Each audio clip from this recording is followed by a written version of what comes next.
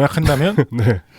크림반도라는 곳에서 네. 동유럽의 끄트머리쯤에 있는 크림반도라는 곳에서 러시아군과 지금의 터키라고도 할 수 있는 오스만 투르크군과 프랑스군, 영국군 네. 이렇게 싸운 것인데 네. 러시아가 한 편이고 네. 그 외에 나머지가 한 편이 되어가지고 네. 싸운 전쟁이죠. 그렇죠. 예. 이게 크림반도가 지금의 어디다라고 쉽게 말씀드리기가 좀 고민스러워요. 네. 크림반도가 지금 어느 나라 땅이죠? 지금 국제법상으로는 우크라이나 땅이고요. 실질 점유는 러시아가 하고 있습니다.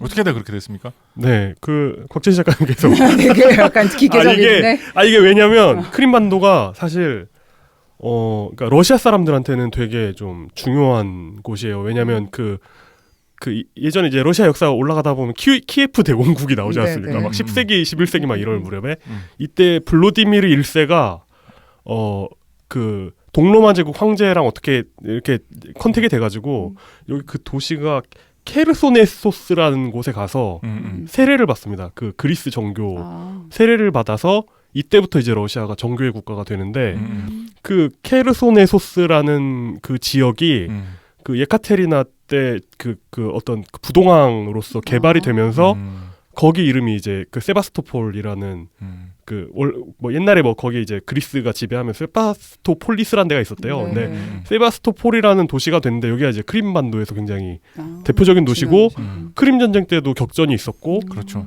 그 2차 세계 대전 때도 여기가 그 굉장히 그 독일군을 상대로 끝까지 저항해가지고 영웅 도시예요. 소련의 영웅 도시. 그런데 이런 도시이기도 했는데 이제 이게 그 이제 소련에 넘어가면서 여기 이제 뭐 크림 타타른이 살았고 뭐 이게 인종 청소를 당하고 뭐 여러 가지 역사가 있는데 그 크림 타타른이 인종 청소도 당했어요? 인종 청소를 다 한다고 했는데 이제 뭐 중앙 아시아로 갔던 분들이 돌아오셔가지고 지금 뭐 10% 12% 뭐 이 정도더라고요 주민 구성에서. 근데 여기 이제 그 50년대 후르쇼프 시절에 이제 여기가 이제 여기 크림 타타린들도 없으니까 원래는 크림 공화국이라는 자치 공화국이었는데 이걸 그냥 우크라이나의 일개 주로 그냥 줘버려요. 그러니까 이제 그때부터 우크라이나 땅이 됐는데 이때는 뭐 별로 상관이 없는데 왜냐하면 다 소련이니까. 근데 이제 소련 연방이 해체되면서 소비에트 연방이 해체되면서 이게 우크라이나로 넘어가게 됐는데 문제는 뭐냐면 이제 러시아의 역사는 그거잖아요. 부동항을 찾는 역사잖아요. 그래서 저기 상트페테르부르크나 아니면 뭐 블라디보스톡이나 그리고 여기 이제 흑해연안에는 뭐 오데사나 뭐 세바스토폴 같은 항구가 있는데 이게 다 우크라이나 땅이 되니까. 그리고 흑해 함대의 그 본부라고 해야 되나요? 그 흑해 함대의 그 모항이 세바스토폴이어가지고 이 문제가 그 소련 해체 때부터 굉장히 심각한 문제였어요. 그래서 굉장히 핵심적인 땅인데 네. 소련이 해체되면서 러시아의 일부가 아니게 되어버린. 네, 그래서 흑해 지도를 보면 크림반도가 튀어나와가지고 크림반도를 지배하는 쪽이 전부 흑해를 지배하는 모양이 되거든요. 굉장히 중요한 땅이어서 그래서 우크라이나가 모든 핵무기를 다 포기하고 그리고 그러니까 원래 소련 시절에 만들어놨던 핵무기가 우크라이나에도 있었으니까 모든 핵무기를 그 포기하고 세바스토폴의 군항을 러시아에 임대해주면서 이제 크림반도의 영유권을 이제 우크라이나에 가져가는 형태가 됐는데 이게 이제 최근에 뭐 유로마이단 해가지고 뭐 이제 뭐 친 러시아 대통령이 이제 물러나고 정권이 교체되고 하면서 이게 이제 그 러시아가 위기감을 느끼면서 근데 이제 크림반도는 러시아계가 많았기 때문에 과반수를 넘기 때문에 여기 이제 친러시아 지역이란 말이에요. 그래서 러시아가 지원을 해줘서 친러시아계가 반란을 일으켜서 크림반도 그러니까 크림 공화국이거든요. 자치 공화국. 크림 공화국을 점거하고 그 2014년인가 독립을 선언합니다. 그리고 독립을 선언한 다음 날 러시아 연방에 가입해요. 그래서 지금은 이제 그것이 무슨 독립이란 말인가? 그러니까. 근데 뭐 텍사스 공화국도 뭐 그런 식이었고 뭐 따지고 보면 뭐 그런 식이죠. 그래서 원래는 그 우크라이나 쪽에 굉장히 그 좁은 지역이 연결돼 있는 반도잖아요. 근데 이제 최근에 다리가 생겨가지고 러시아 쪽에서도 육로로 건너갈 수 있게 됐나 봐요. 그래서 러시아 입장에서는 마땅히 우리가 가져야 될 걸 가져갔다는 생각을 하겠지만 이제 국제법이나 아니면 뭐 우크라이나 입장에서는 아니죠. 한국 정부에서는 어떻게 보고 계신지 혹시 아시나요? 한국 정부에서는 인정하지 않는 걸로 알고 있습니다. 인정하는 나라가 뭐 북한을 비롯해서 뭐 한 열 나라 뭐 이 정도인 걸로 알고 있어요. 한국 정부에서는 여전히 우크라이나 땅으로 본다. 네. 약간 아까 얘기 잠깐인데 결정되면 알려줘라 이런 거 아닌가요? 그런 거 있잖아요. 그러니까 그 제가 아까 얘기했다는 건 무슨 말씀이냐면 그 중국과 대만의 양안 관계 있잖아요. 우리는 대만이 독립국이어도 상관이 없고 하나의 중국이어도 상관이 없으니 결론만 우리에게 알려줘라 라는 이야기였는데 예, 이것도 비슷합니다. 네. 그래서 바로 거기에서 네. 바로 거기에서 그렇죠. 예.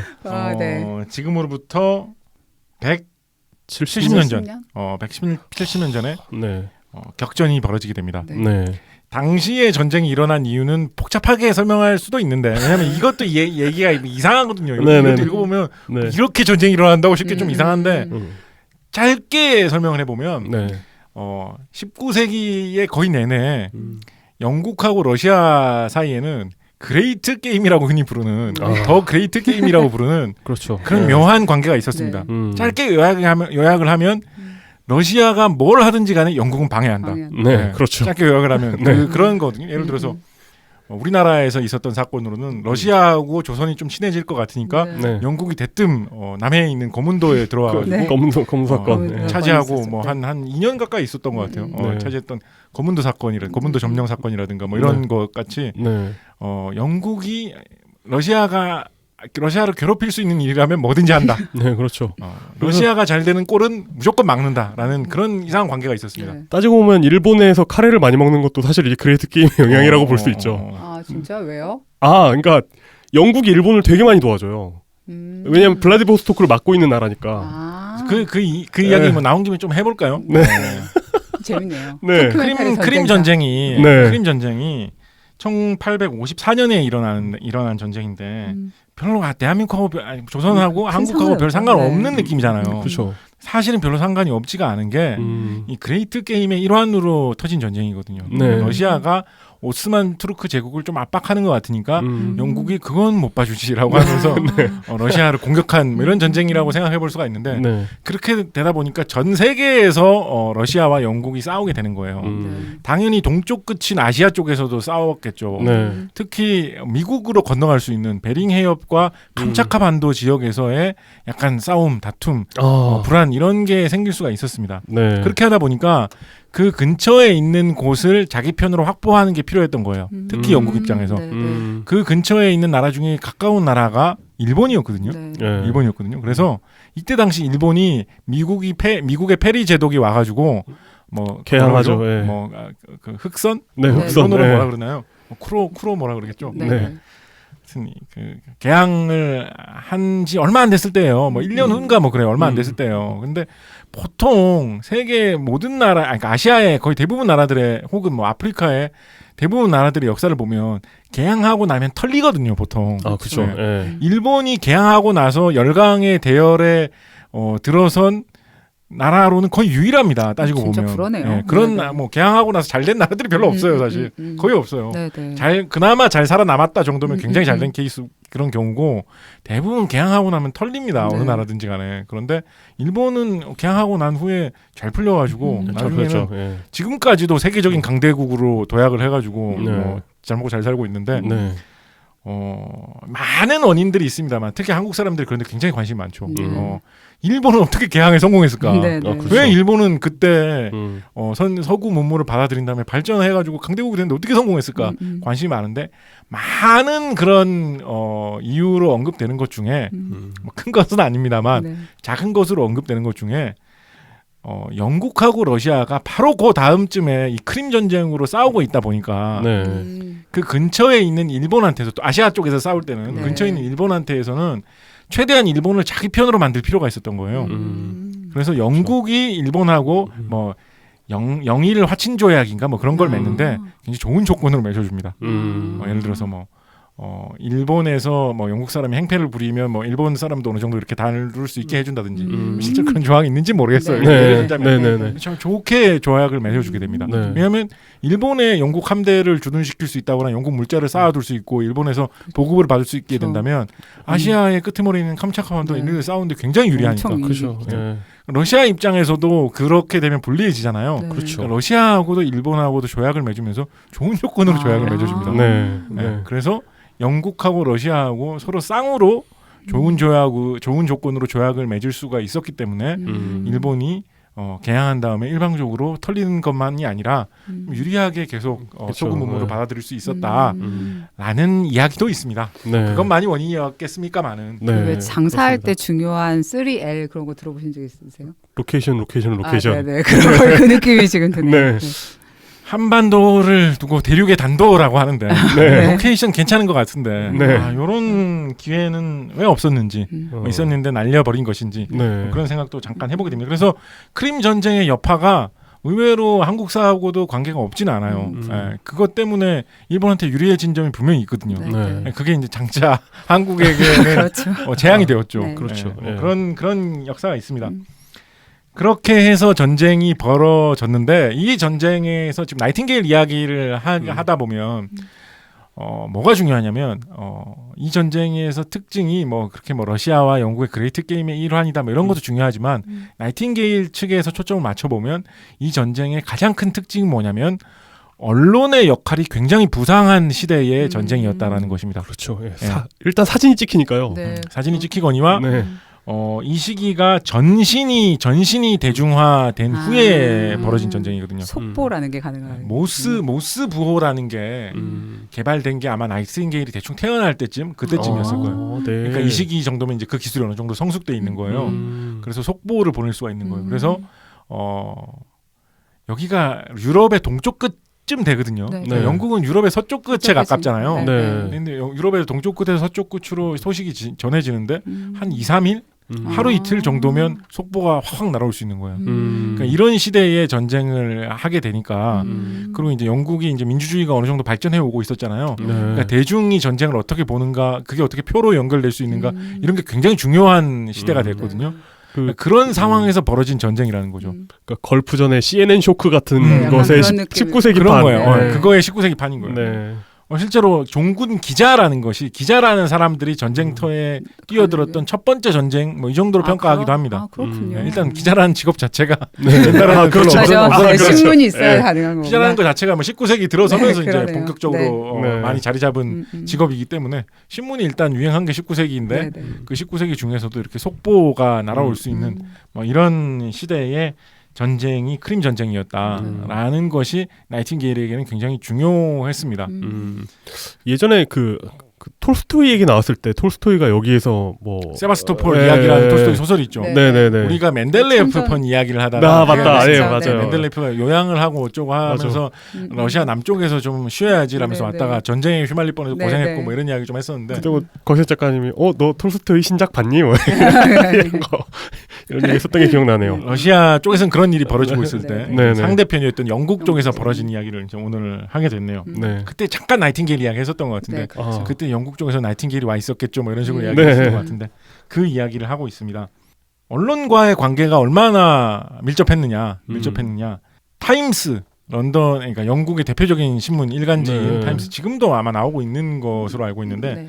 타임스 기자단하고 나이팅게일이 이끄는 그 자원봉사 간호사단하고 같이 갔습니다. 크림 전쟁의 전쟁터에. 아 진짜요? 네, 같이 갔습니다. 네. 그리고 심지어 약간 어떤 느낌까지 있었냐면 당시에 이제 전쟁이 이렇게 터졌으니까 그리고 언론이 이제 신문을 중심으로 한 언론이 되게 성장한 시대잖아요. 그러니까 어떤 게 있었냐면 저 이국 땅에서 싸우고 있는 우리의 병사들을 위해서 우리의 작은 도움의 손길을 내밀어 봅시다. 이런 운동이 신문을 중심으로 진행이 돼가지고 국민들이 성금을 내고 막 이랬어요. 그래서 그 성금 받은 그 돈다발을 들고 타임스 기자단이 크림 반도로 가고 있었습니다. 그리고 그 사람들하고 같이 그 나이팅게일 간호사단이 가고 있었던 거예요. 그래서 나이팅게일은 좀 나선 거예요. 약간 말하자면 네. 간호사단이 분명히 할 수 있는 일이 있을 것이다. 병사들이 많이 죽고 있다고 하니까 그러면서 자진해가지고 30몇 명 정도의 간호사들을 이끌고 나선 것입니다. 어떻게 보면 그렇게 큰 규모도 아니에요. 따지고 보면 네. 우리나라가 예전에 뭐 그런 그 의료 부대 이런 거를 중동 지역에 파병할 때 보면 30몇 명보다 보통 많이 보냅니다. 우리 지금 현재지만. 그러게 여기서 전사한 사람이 몇 명인데 30몇 명이면 톡도 없이 여기 10,000명 단위로 사람들이 네. 죽었거든요. 네. 그러니까 굉장히 적은 숫자가 갔는데 네. 이런 식으로 갔기 때문에 언론의 조명을 굉장히 많이 받은 거예요.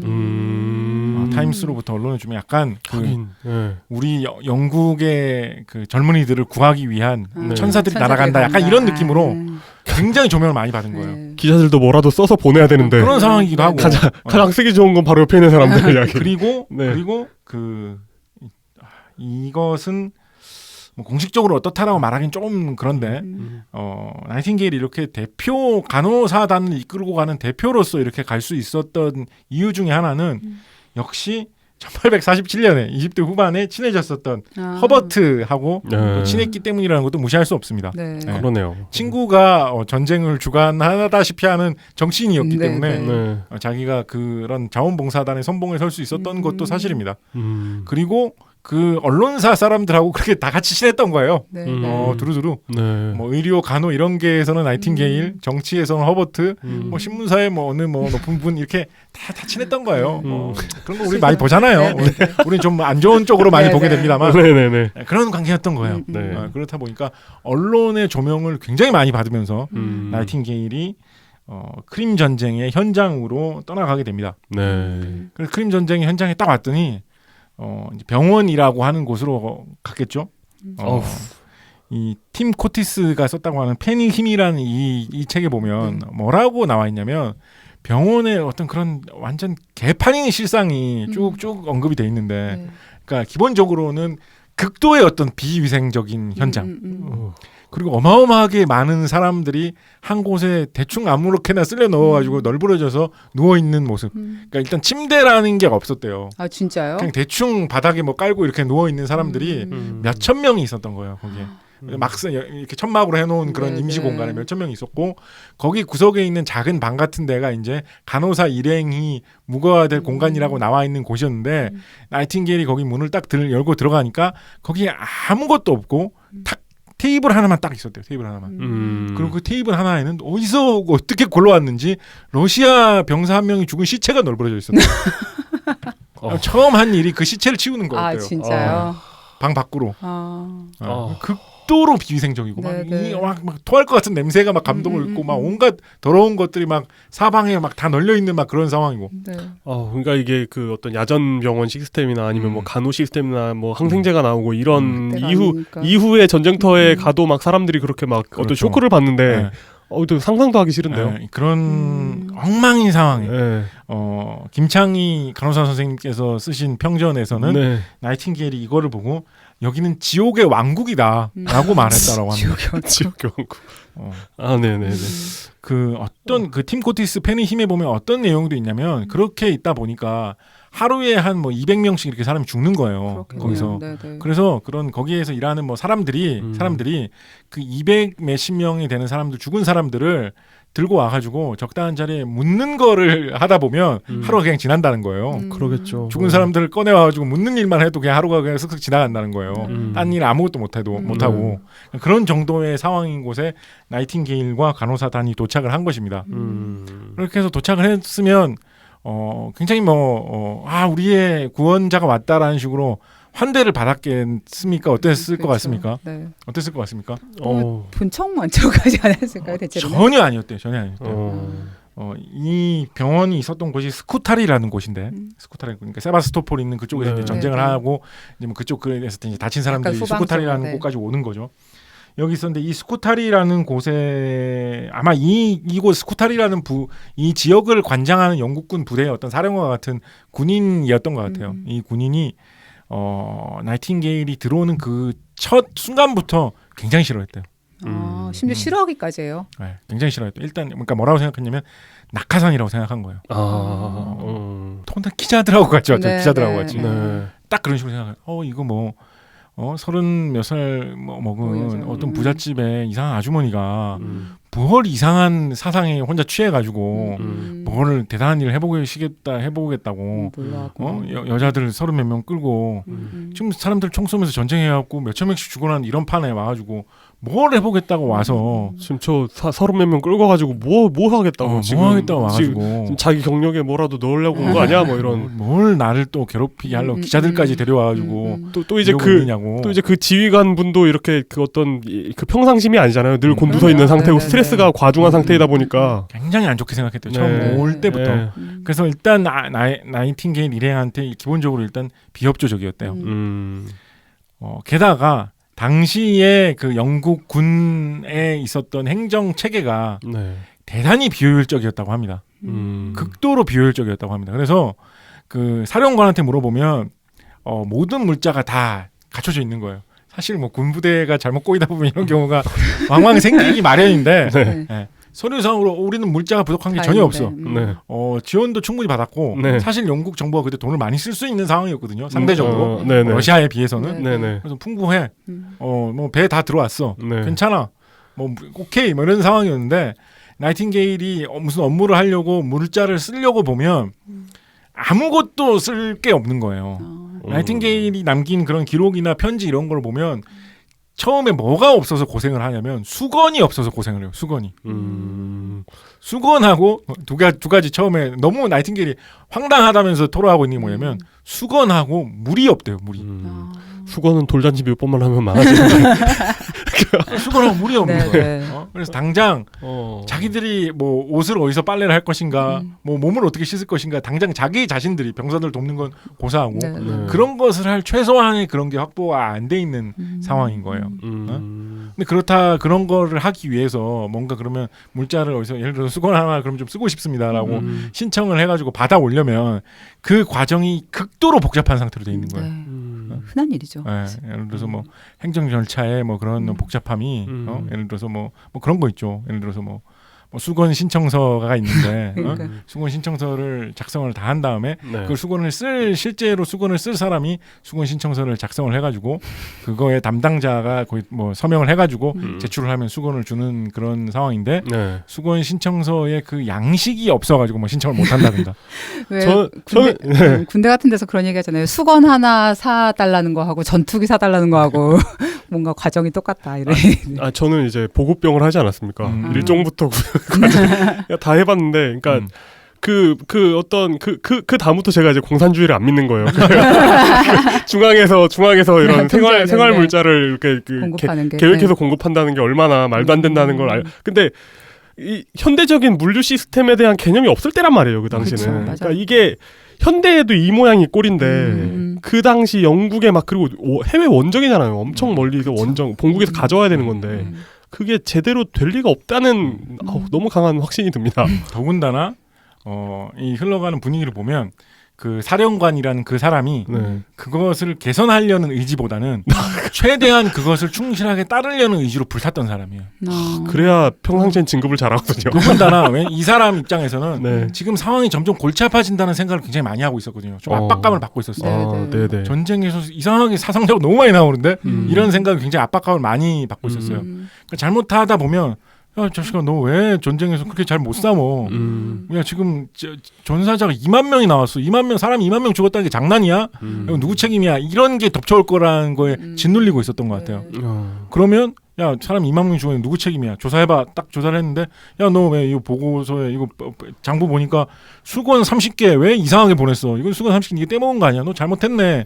네가 책임져라는 식으로 될 수 있다는 그런 공포감이 짓눌려 있었던 것 같아요. 그런 책임을 묻는 사람도 어서 떠넘겨야 되기 때문에 그러니까요. 정말로. 네, 그런 걸 찾아내야 되는 상황이죠. 그래서 이 사람은 네. 악착같이 그 절차를 지키려고 혼신의 힘을 다해서 오히려 그거를 개혁을 안 하려고 최대한 노력하는 사람이었어요. 그런 이유 때문에. 어떻게 보면 이 사람도 좀 그런 상황에 잘못 꼬인 사람이에요. 어떻게 보면 잘못 꼬여든 사람이에요. 그러게요. 이 사람이 뭐 이렇게 나는 관료제 제도를 행정 절차를 복잡하게 해갖고 사람들을 괴롭힐 거야라고 해서 그러고 있었겠어요. 그러니까 이 사람이 그런 거에 대해서 먼저 좀 그 두려움을 느낀 거예요. 일이 이게 잘못되면 분명히 감사 나오고 맞아. 그러면 서류 실수에서 하나 실수한 놈이 다 뒤져 쓴다라고 생각한 거예요. 그리고 실제로 그렇게 됩니다. 진짜요? 나중에 감사가 나오거든요. 네. 왜냐하면 기자들이 들어와 있잖아요. 네. 나이팅게일이 명성을 얻잖아요. 네. 여기가 개판이라는 사실이 이런 말 써도 되나요? 밝혀지는 여기가 굉장히 문제가 많다는 사실이 영국 시민들한테 충격을 주게 됩니다. 그래서 감사하러 사람들이 와요. 그래서 감사하러 다 뒤져요. 네. 근데 이 사령관은 그 감사의 서슬퍼런 칼날에서 피해갔거든요. 네. 얼마나 서류를 철저하게 했기 때문에. 완벽하게 해서 네, 네. 빅픽처. 그러니까 이게 이런 게 진짜 뭐 정말 묘한 네. 묘한 일인데 그러네요. 관료제도에서 살아남는 진짜. 네, 네. 예. 묘한 일인데 이 사람은 자기 때문에 문제가 커졌지만 네. 그것 때문에 자기는 살아난. 또 지 목숨은 건진 거예요. 네, 네. 그러니까 그런 상황이 벌어지고 있었습니다. 네. 이런 게 진짜 묘하지만 이런 게 관록인 것 같긴 해요. 자, 그리고 이런 상황에서 네. 그런 관록이라고 하면 좀 안 되지 않을까요? 네, 안 아, 돼요. 그러게요. 오늘 네. 나이팅게일 편이니까. 아, 나이팅게일 네네네. 편이니까. 네. 이런 상황에서 나이팅게일하고 같이 온 그 30여 명의 동료 간호사들 있지 않습니까? 네, 네. 네. 이 동료 간호사들이 말을 안 듣기 시작합니다. 아, 규율을 얻고 엇나가거나 음. 뭐 병사들하고 싸운다거나 아, 혹은 뭐 반대로 또 그러니까. 병사들하고 바람이 난다거나 아. 근데 저는 어떻게 생각하실지 모르겠지만 저는 솔직히 그 간호사들도 이해가 되거든요. 아, 그럼요. 근데 와가지고 봤는데 그런 상황이고 일할 엄두도 안 물이 나고. 없어요. 물이 지금 그러니까. 물이 지금 일이 문제가 아니고 내가 죽게 생겼는데. 생존의 문제인 거예요. 네. 생존의. 그런 상황이에요. 간호사는 그래서 말을 안 듣기 시작해요. 그것도 그래서 절체절명에 뭐 이렇게 해서 무슨 일이 될 법한 상황이냐라는 네. 그런 상황에 직면했는데 이 상황을 깨내고 나가기 때문에 나이팅게일이 영웅으로 급부상을 하게 됩니다. 그리고 이거 그 구멍이 안 보이는데 어떻게 일단 살아나가죠? 첫 번째 단초는 뭐냐면 네. 기자들하고 같이 왔다 그랬잖아요. 네, 네. 아. 그래서 그 기자들이 네. 아까 성금을 모금했다고 했잖아요. 아, 네. 그 돈이 있었어요. 수건 살 돈이군요. 네. 최소. 그래서 그 돈을 가지고 급한 일을 일단 땡겨 쓸 수가 있었어요. 다 칠하다고 했잖아요. 다 칠하다고 네, 했잖아요. 네, 네, 네. 나이팅게일이 그 성금을 우리 간호사단에서 쓸 수 있는 걸로 좀 최소한의 긴급한 거는 쓰자라는 식으로 협상이 잘 됐어요. 그래서 그걸로 일단 급한 불을 먼저 조금씩 끄기 시작한 거예요. 네. 나이팅게일이 이때부터 어렸을 때 뭐 사람을 잘 안 만나고 뭐 말하는 거 네, 싫어하고 네. 이런 거하고는 완전히 다른 모습을 보여주는데 나이팅게일이 사실은 오늘 우리 격동 500년 과학자에 대해서 이야기하는 시간이잖아요. 네, 네. 사실 나이팅게일이 가장 큰 명망을 얻은 거는 기본적으로 행정을 잘했습니다. 행정을. 네. 과학적인 업적보다는 네. 사실은. 그리고 그것도 행정도 무슨 뭐 이런 체계적인 그런 통제 체제를 잘 만드는 그런 것도 잘했지만 네. 나이팅게일 그것도 굉장히 잘했거든요. 음. 그것도 있지만 한편으로는 협상을 잘했어요. 협상을. 음. 이런 막 엉망으로 꼬인 상황에서 맞아요. 네. 그런 사람 사령관님 진짜 한 명 만나가지고 사령관님 그럼 그 서류만 제가 만들어 주면 되는 거죠. 네. 라고 생각한다면 어떤 사람 만나가지고 그렇게 해주시면 제가 다음 달에 그 빵 부식은 제대로 들어가시게 해드리겠다고 네. 여기 사인 하나만 해달라고 네. 라는 식으로 해가지고 일이 맞게 돌아가는 그 협상을 잘 하는 거예요. 틈을 찾아가지고 네. 그렇게 해서 처음에 가장 기초적인 일을 먼저 돌아가게 만듭니다. 일단 간호사들이 살 수 있게 하고 간호사들이 최대한 살 수 있게 하고 네. 그다음에 뭐 가장 기초적인 어떤 위생적인 문제 이런 거를 해결하기 위해서 일단 노력을 합니다. 그렇게 하다 보니까 일단 그 최일선에 있는 병사들이 호감을 갖고 나이팅게일 일행을 보게 된 거예요. 저 사람 수건 어디서 가져왔지? 뭐 이런 거부터 시작해가지고 네. 저 사람들은 와가지고 다 막 엉망인 상황이거든요. 다 막 죽어가는 사람들이 오고 뭐 다들 막 절망에 쩔어 있고 하루에 막 200명씩 죽어나가지고 어디 묻혔는데 어디 묻혔는지도 모르겠고 막 그런 상황이거든요. 여기 내가 여기 와서 뭐해 싸우고 있지 막 이런 이야기를 다 나누고 막 그런 상황인데 멀쩡한 사람들이 와가지고 일을 좀 잘하는 똑바른 사람들이 당신들을 죽음에서 구해주겠다는 게 우리의 목적이다라고 하면서 돌아다니고 있는 거예요. 네.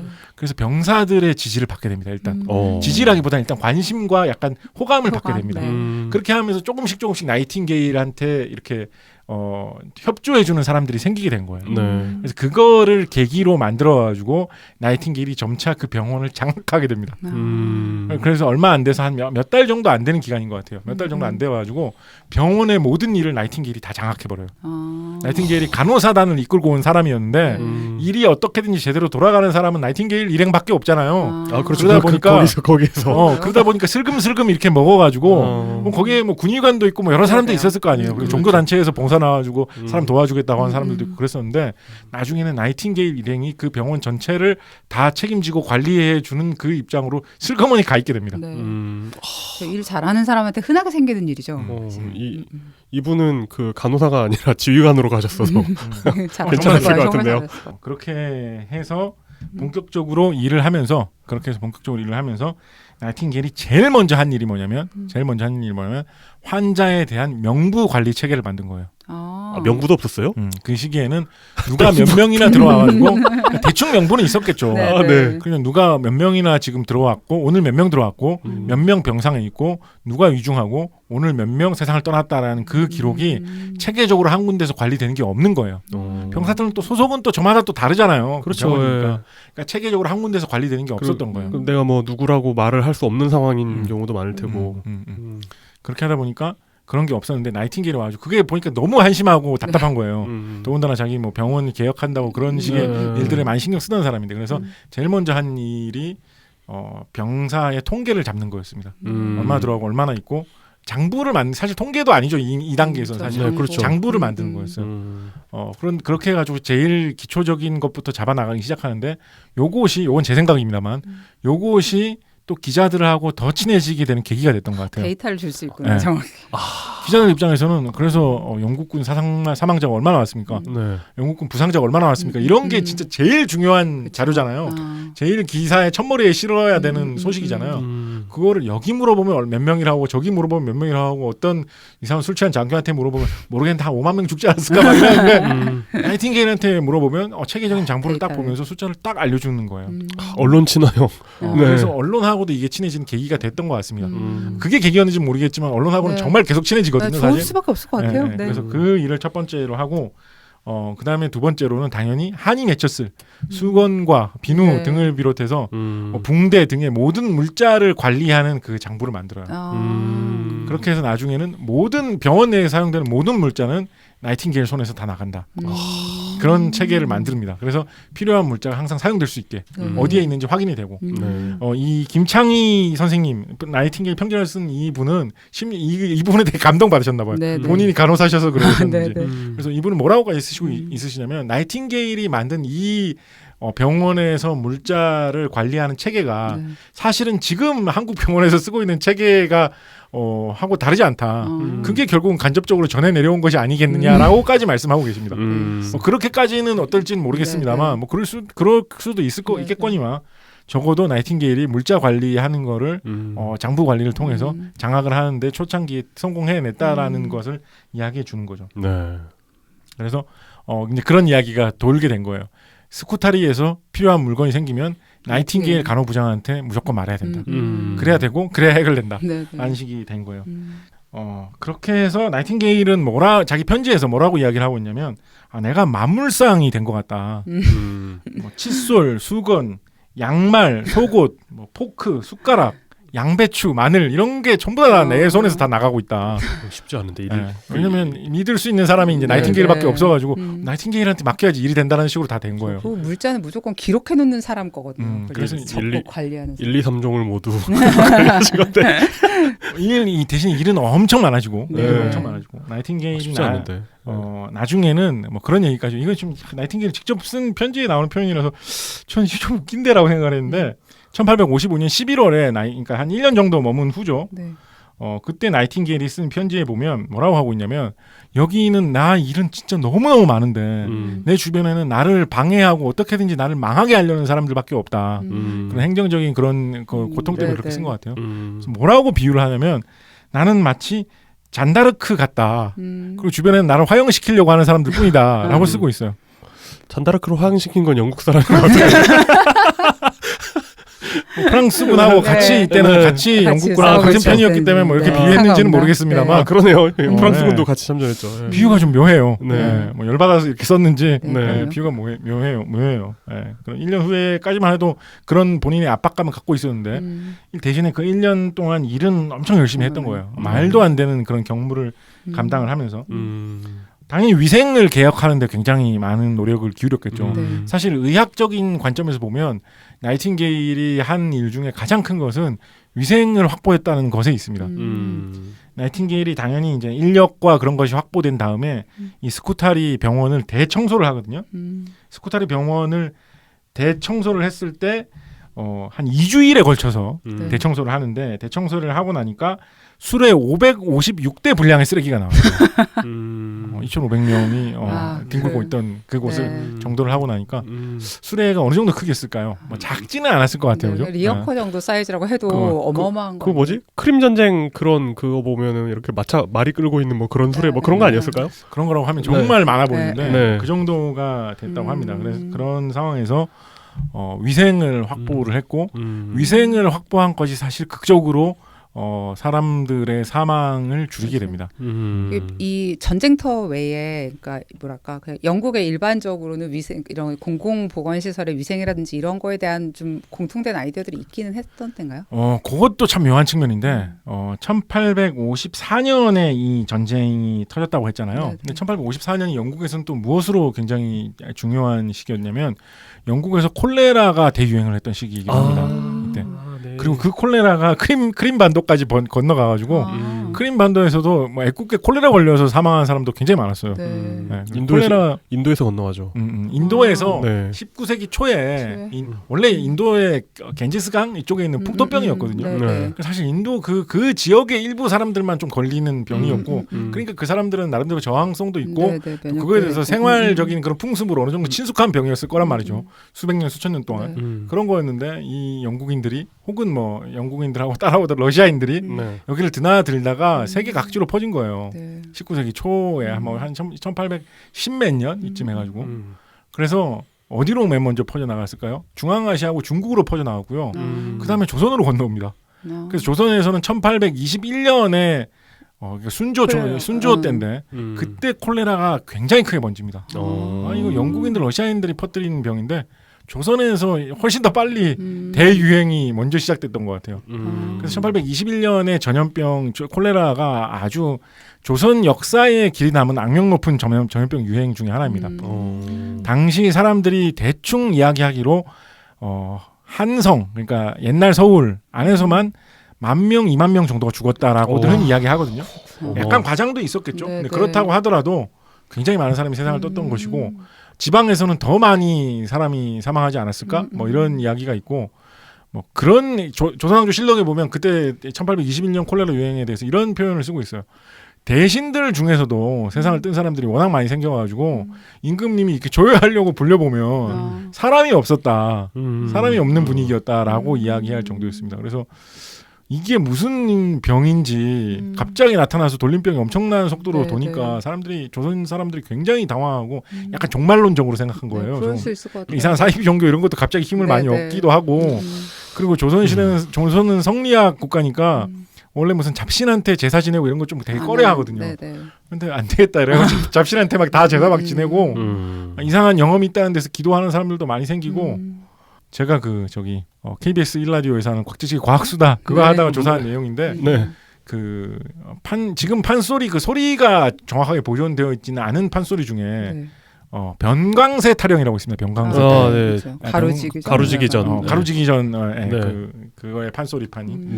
거기에 가사 중에 보면 허무하게 죽은 사람들에 대해서 이렇게 읊으면서 이야기하는 것 중에 신사년 괴질로 죽은 험하게 죽은 시체 이렇게 말하는 대목이 있는데 그게 바로 그 1821년에 콜레라 대유행을 일컫는 이야기다 이런 이야기도 있고 당시에 이 병 이름도 몰라가지고 그냥 괴질 이런 식으로만 얘기했거든요. 그런데 그런 병으로 갑자기 전국에서 인구도 지금보다 훨씬 적던 시대잖아요. 병의 정체에 대해서도 훨씬 모르던 시대고 귀신이 병을 일으킨다 이런 거라고 대부분 사람들이 읽었던 시대인데 우리가 귀신한테 뭘 잘못했길래 전국적으로 돌림병이 돌아서 사람이 10,000명 단위로 죽나 그런 거에 대해서 조선 사람들은 굉장히 절망했었겠죠. 그러다가 어떻게 겨우겨우 살아났는데 조선시대 사람들은 1821년에 그걸 갖고 살아났는데 영국에서는 1854년경에 54년 크림 전쟁이 마침 일어날 그 전으로 해가지고 콜레라가 터진 거예요. 비슷한 양상으로. 그래서 영국에서 이때만 하더라도 세균이라든가 바이러스 같은 그런 미생물 혹은 그 비슷한 것들이 전염병을 일으킨다라는 학설이 확립되지 못했던 시기였습니다.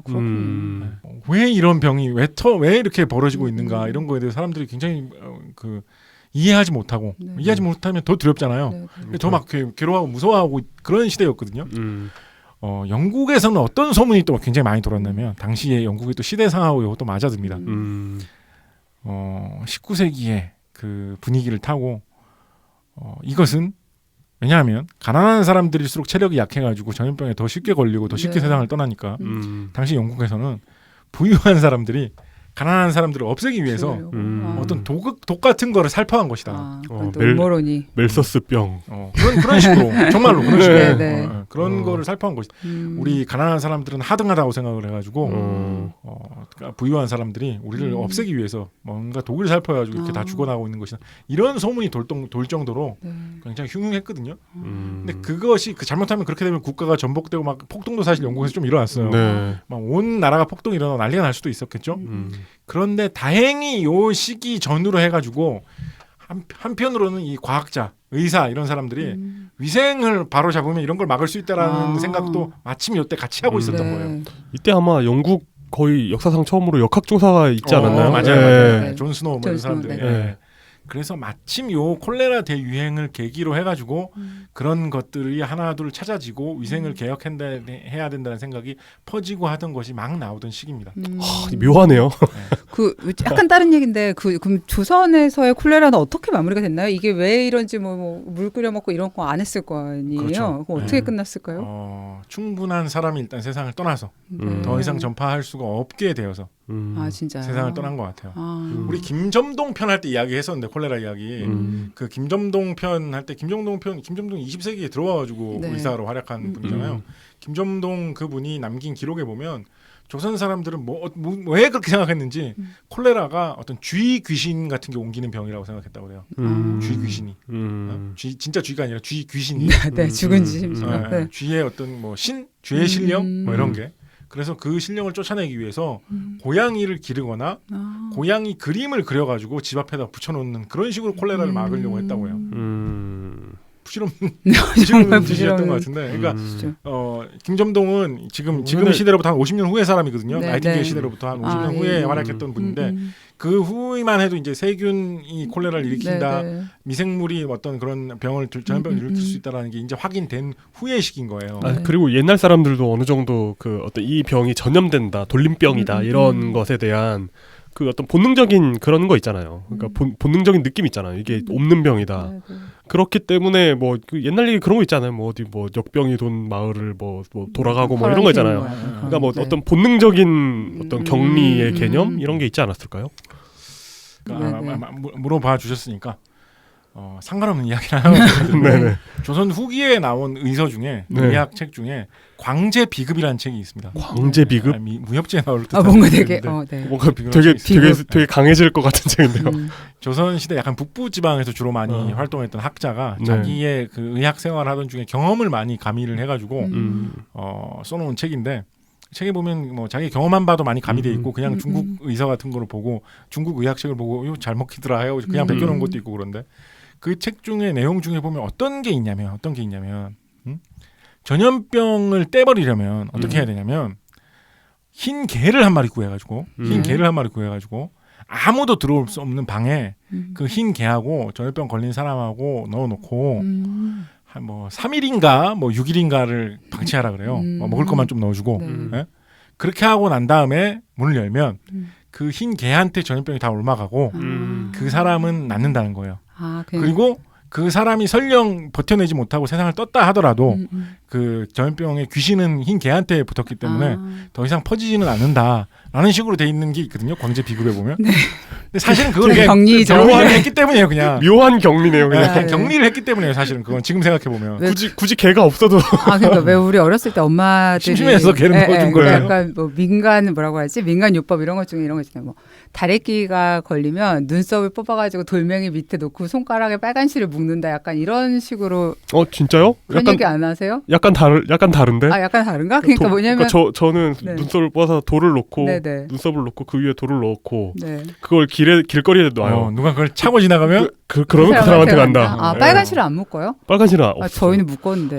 이렇게 그 지역마다 비법이 다르고. 그러니까 이게 뭐냐면 정말로 해야 될 하나 막 그 불필요한 일들이 잔뜩 널려 있잖아요. 주변에. 그런 느낌. 예, 그러네요. 예. 다래끼가 나시면 네. 병원에 가보면 부질없는 짓이죠. 네. 하여튼 뭐 그런 이야기도 있어요. 그러니까 민간요법이나 이런 걸로 인해서 사실 그것도 부질없는 짓이었지만 그 중에 일부가 약간 도움이 되는 격리를 무심코하게 되는 이런 그렇죠. 게 있어서 그런 네. 것들이 복합적으로 작용을 해서 맞아요. 그럴 수 굉장히 큰 피해를 낳은 후에야 좀 이제 진정이 벗어난. 되고. 그런데 그 후에도 콜레라 환자가 그런 식으로 원인을 모르니까 네, 네. 주기적으로 계속 발생합니다. 주기적으로. 네, 주기적으로. 음. 지금도 콜레라 환자 가끔 발생해요. 지금도. 네. 아, 그렇죠. 여름철에 뭐. 네, 지금은 뭐 그렇게 대량으로 퍼지는 경우는 없는데 아니까. 네, 네. 그리고 지금은 콜레라 물 속에 죽지 세균이 않- 들어가서 네, 그 네. 세균이 네. 물을 타고 음. 퍼져 나가는 거거든요. 네. 근데 지금은 상하수도가 다 잘 돼 있고 뭐 그쵸. 우물에서 뭐 사람이 물 음. 길어먹고 이렇게 잘 안 하잖아요. 그렇죠. 근데 지금은 뭐 그런 식으로 퍼지지도 않거든요. 그리고 콜레라가 사실 그 탈수로 죽는 병이잖아요. 그렇죠. 그러니까 이제 현대 의학에서는 그 정도는 걸려도 좀 이렇게 처리할 수 있는 그 거예요. 뭐 이제 뭐 그 긴급한 뭐 그런 거 있잖아요. 뭐 이렇게 그 안에 그 내부에 미네랄 같은 거 보충해주면서 하면은 걸려도 뭐 그렇게 위험합니다. 네. 걸리면. 아, 네, 안 좋긴 한데. 굉장히 고통스럽고. 네, 네. 네. 그래서 한국에서는 보통 콜레라 걸리면 해산물 잘못 먹다가 걸립니다. 요즘 현대 한국에서는. 그 노로바이러스 그런 거 아닌가요? 그런 것도 걸리기도 하거니와 콜레라가 만약에 걸린다면 해산물을 뭐 잘못 먹다가 물에 있는 거니까 네, 콜레라 네, 균은 네, 네. 세균은 그게 해산물 속에 붙어 있다. 그걸 먹으면 걸리는 그런 식으로 걸리고 걸려가지고 이렇게 몸이 이상한데 이렇게 안 낫지 하고 병원 가면 콜레라인 것 같은데요. 그래가지고 입원해서 격리 받으면서 치료 받고 나면 이제 낫고 이런 식인데 아직도 뭐 콜레라는 개발도상국 같은 데서 네, 특히 상하수도가 제대로 확보가 안 된 데서 그죠. 그렇죠. 굉장히 위험한 병입니다. 그래서 빌 게이츠가 되게 전념하고 있는 사업 중에 하나가 그 깨끗한 네, 물로 네, 네. 콜레라 없애는. 그렇다 보니까 이 스코타리에 있는 이 병원에서도 아직 전쟁이 안 끝났죠? 아, 네, 네. 스코타리에 있는 이 병원에서도 애꿎게 콜레라로 세상 떠나는 사람도 트글트글하게 나오는 거예요. 아, 그러겠네요. 그런데 이제 네. 이런 거를 해결하기 위해서는 위생이 확보돼야 된다는 관념이 영국에서 돌고 있던 막 이제 돌고 시작하면서 이게 그게 실제로 실시되던 시기였고 당시가 나이팅게일은 그런 최신 이론에 관심이 많았던 사람이었기 때문에 그것을 실행하는 것이 중요하다고 생각하는 사람이었습니다. 그래서 그런 위생을 확보하기 위해서 대대적으로 노력을 합니다. 그래서 그것으로 인해서 아주 기막힌 아주 극적인 결과를 보여줍니다. 그래요? 나이팅게일이 이제 와서 본격적으로 일할 때쯤까지 전쟁 발발 후 4개월 동안 영국군에서 사망한 사람 전체 숫자가 21,097명이었다고 해요. 네. 그런데 그 중에 16,323명, 그러니까 전체 3분의 2 정도가 직접적인 전투와는 상관이 없는 병에 걸려서 그냥 세상을 떠났다는 거예요. 비전투 손실. 예. 그러니까 비전투 손실하고도 조금 다른데 왜냐하면 어쨌거나 뭐 부상을 당해가지고 네, 뭐 감염이라든지 뭐 이런 부상을 이유로. 당해가지고 병실에 실려왔는데 음. 그 부상 자체가 악화돼가지고 세상을 뜬 거는 아니지만 네, 네. 부상을 당해가지고 허약해진 상황에서 다른 병을 얻어가지고 세상을 떠나게 된 거예요. 그런 사람 숫자가 전체 사망자의 3분의 2 정도인 거예요. 너무하네요. 예. 전쟁에서 총 맞아가지고 바로 세상 뜬 사람은 정말 적고 뭐 전체 뭐 10분의 1 그 이하 그 네. 정도고 그거보다 좀 더 많은 숫자가 총을 맞았는데 바로 사망은 안 했지만 적당히 치료를 받지 못하고 회복하지 못해가지고 사망을 하게 되고 3분의 2에 해당하는 이 많은 숫자는 이 사람이 그냥 집으로 가가지고 잘 치료받으면서 살았으면 네, 멀쩡하게 네. 그냥 돌아왔을 텐데 본래 자기가 부상 당하고는 상관도 없는 딴 병에 걸려가지고 세상을 떠났다는 거예요. 3분의 2는. 그러니까 이런 사실을 나이팅게일이 잡아낸 거예요. 조사를 해가지고. 그런 다음에 자기가 위생을 확보를 해가지고 그런 일이 벌어지는 걸 최대한 막은 거예요.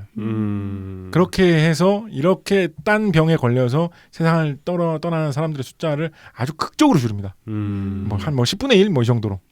말도 안 되게 적게 줄여버립니다. 네. 그래서 이런 것이 기자들하고 친했잖아요. 네. 기자들을 통해서 영국에도 시민들한테도 아주 팍팍 알려집니다. 네. 우리의 아들들을 이렇게 살렸습니다. 이렇게.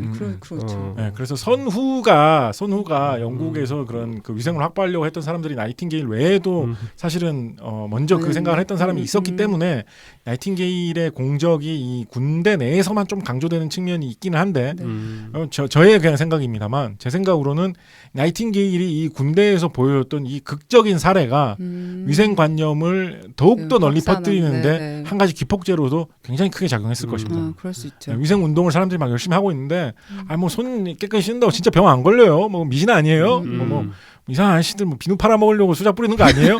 막 이러고 영국 시민들이 있는데 화장품 회사의 음모. 신문 기사에 맨날 나오고 언론의 주목을 굉장히 많이 받고 있는 아주 어떤 신비로운 영웅 같은 그런 사람이 네, 영국의 군인 병원 내에서 위생을 도입을 했더니 사망자가 이렇게 극적으로 줄었다더라라는 사실을 선전할 수 있게 된 거예요. 그런 사실이 시민들에게 위생관념을 보급하는데 아주 큰 도움이 되지 않았을까 이런 생각도 제 나름대로는 해봅니다. 매우 되네요. 그렇죠. 네, 네, 그럴 네. 그럴 법하네요. 그렇게 하다 보니까 병사들 사이에서의 나이팅게일의 어떤 그 모습은 거의 신성시화될 네. 지경에 이르게 됩니다. 음. 특히 이건 왜 그렇게 했는지 잘 모르겠는데 아마 그 다른 간호사들 사이에서 규율을 잡기 위해서 그렇게 했던 것 같은데 밤이 되면 나이팅게일은 자기 이외의 모든 간호사들은 활동을 중지하긴 한 게 원칙이었다고 해요. 그래서 뭐 긴급한 일 때문에 움직일 수는 있었겠지만 네. 밤이 됐을 때는 간호사들은 다 돌아가는 거예요. 뭐 숙소나 이런 곳으로. 밤에도 꼭 필요한 일이 있는지 없는지 보를 사람이 있어야 될 거 아니에요. 네. 그거는 나이팅게일이 직접 혼자서 하는 거예요. 와 그래서 대단하다. 그러니까 뭐 약간 자기 간호사들이 되게 못 믿은 건가 이런 느낌이 들긴 모르겠어요. 하는데. 그럴 수도 있을 것 같고. 순번을 정할 법도 한데. 그래서 처음에 뭐 아까 2,500명 그 정도 병사들이 와 있었다 그랬잖아요. 네. 네. 나중에 전쟁이 계속되니까 마지막 한뭐 10,000명 막 이렇게 막 늘어나거든요. 다친 병사들 실려온 숫자. 그 많은 병사들이 끝없이 널려 있는데 이제 밤이 새도록 나이팅게일이 등불 하나를 들고 이렇게 쭉 다니는 거예요. 병사들 사이에. 아 맞다 전기가 없지. 등불을 들고 쭉 이렇게 다니는 거예요. 그러면 병사들이 누워 있으면서 잠 안 오잖아요. 네. 잠자리도 불편하기도 하고 아프고. 네. 아프기도 하고 마음도 뒤숭숭하고 잠이 안 오는데 누워 있으면 등불을 든 나이팅게일이 이렇게 지나가는 게 보이는 거예요. 직접적으로 안 보여도 그 등불이 빛이, 왔다가 네. 지나가는 그게 느껴지는 거예요. 그거를 그렇게 느끼고 있으면 그 어떤 그 신비로운 감정에 휩싸인다는 그럴 거예요. 수 있죠. 그럴 수 있죠. 가능합니다. 예. 내가 여기서 아무도 모르는 가운데 이역만리에서 허무하게 이렇게 죽을까 말까 이러고 있는데 나를 살리겠다고 밤새 저렇게 돌아다니는 영웅 같은 사람이 한 명 있구나라는 그게 굉장히 깊게 와닿게 되는 거예요. 막 밤새도록 저기까지 가셨으니까 좀 있으면 오시겠지. 뭐 이러면 네. 심지어 어떤 병사들은 그 어떤 그런 것에 대한 약간 이제 미신화되기도 할 거 아니에요. 나이팅게일 하루에 3번 볼 때까지 잠 안 자면 너 살아나간다. 이런 이야기 돌기도 했을 거야. 그런 거 돌기 십상이잖아요. 아, 그렇죠, 그럼요. 그렇죠. 네. 예. 네. 그런 환경에서 네, 그런 네. 얘기 네, 돌죠. 그럴 수 예. 있죠. 하잖아요. 예. 그래서 병사들이 나이팅게일 지나가면 나이팅게일 그림자가 이제 길게 비칠 거 아니에요. 네. 아, 그 네. 그림자에 입을 맞추고 막 그랬거든요. 진짜요? 그러니까 되게 숭배화된 네, 거, 네. 숭배하게 된 거예요. 나이팅게일을. 네. 그런 병사들이 이제 고향에 편지를 쓰겠죠. 아, 네네. 혹은 제대해가지고 집에 돌아가면 얘기를 하겠죠. 네네. 그런 게 영국 각지에서 엄청난 화제가 되면서 나이팅게일의 위상이 팍팍 높아진 거예요. 팍팍. 아 진짜 그럴 수도 있겠네요. 아 막 돌아와가지고 막 무용담 얘기하면서 나는 나이팅게일 그날 밤 3번 볼 때까지 안 잤는데 내 옆에 동료는 2번밖에 못 봤다. 그래서 그 유관순 언니 사진 이런 얘기가 네 어쨌든, 그러면서 아, 네. 예. 그렇군요. 그렇게 해서 그것을 계기로 네.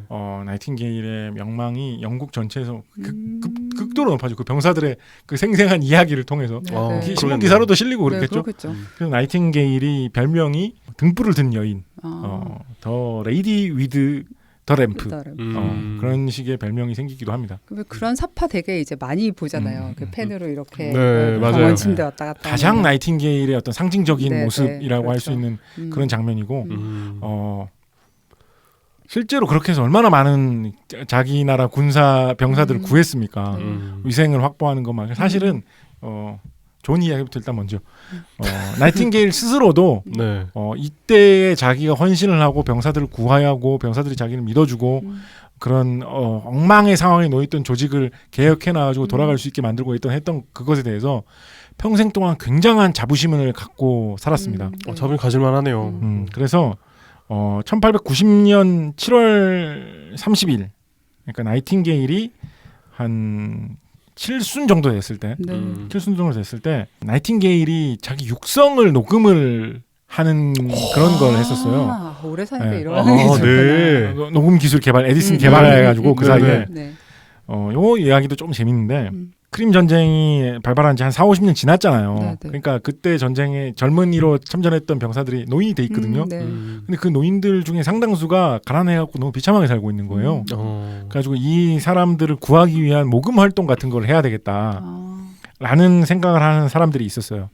거기에 많이 나섰던 사람이 헨리 모턴 스탠리라는 사람이 있었는데 이 헨리 모턴 스탠리라는 사람이 뭘로 유명한 사람이었냐면 19세기 유럽에는 직업이 모험가인 사람들이 있습니다. 직업이 그렇죠. 모험가인 네. 아프리카 이런 데 가가지고 뭐 모험을 하면서 뭐 신비로운 뭘 발견해가지고 네.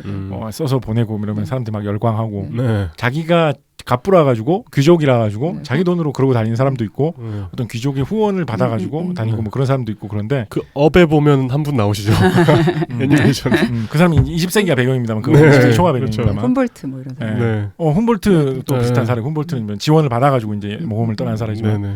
그런 사람들이 있는데 헨리 모턴 스탠리가 그걸로 굉장히 유명한 사람이었는데 이분이 뭘로 영국인들 사이에 굉장히 유명해졌냐면 이 이야기 왜 이렇게 길어지죠? 별로 중요한 이야기도 아닌데 근데 얘기를 하면 네.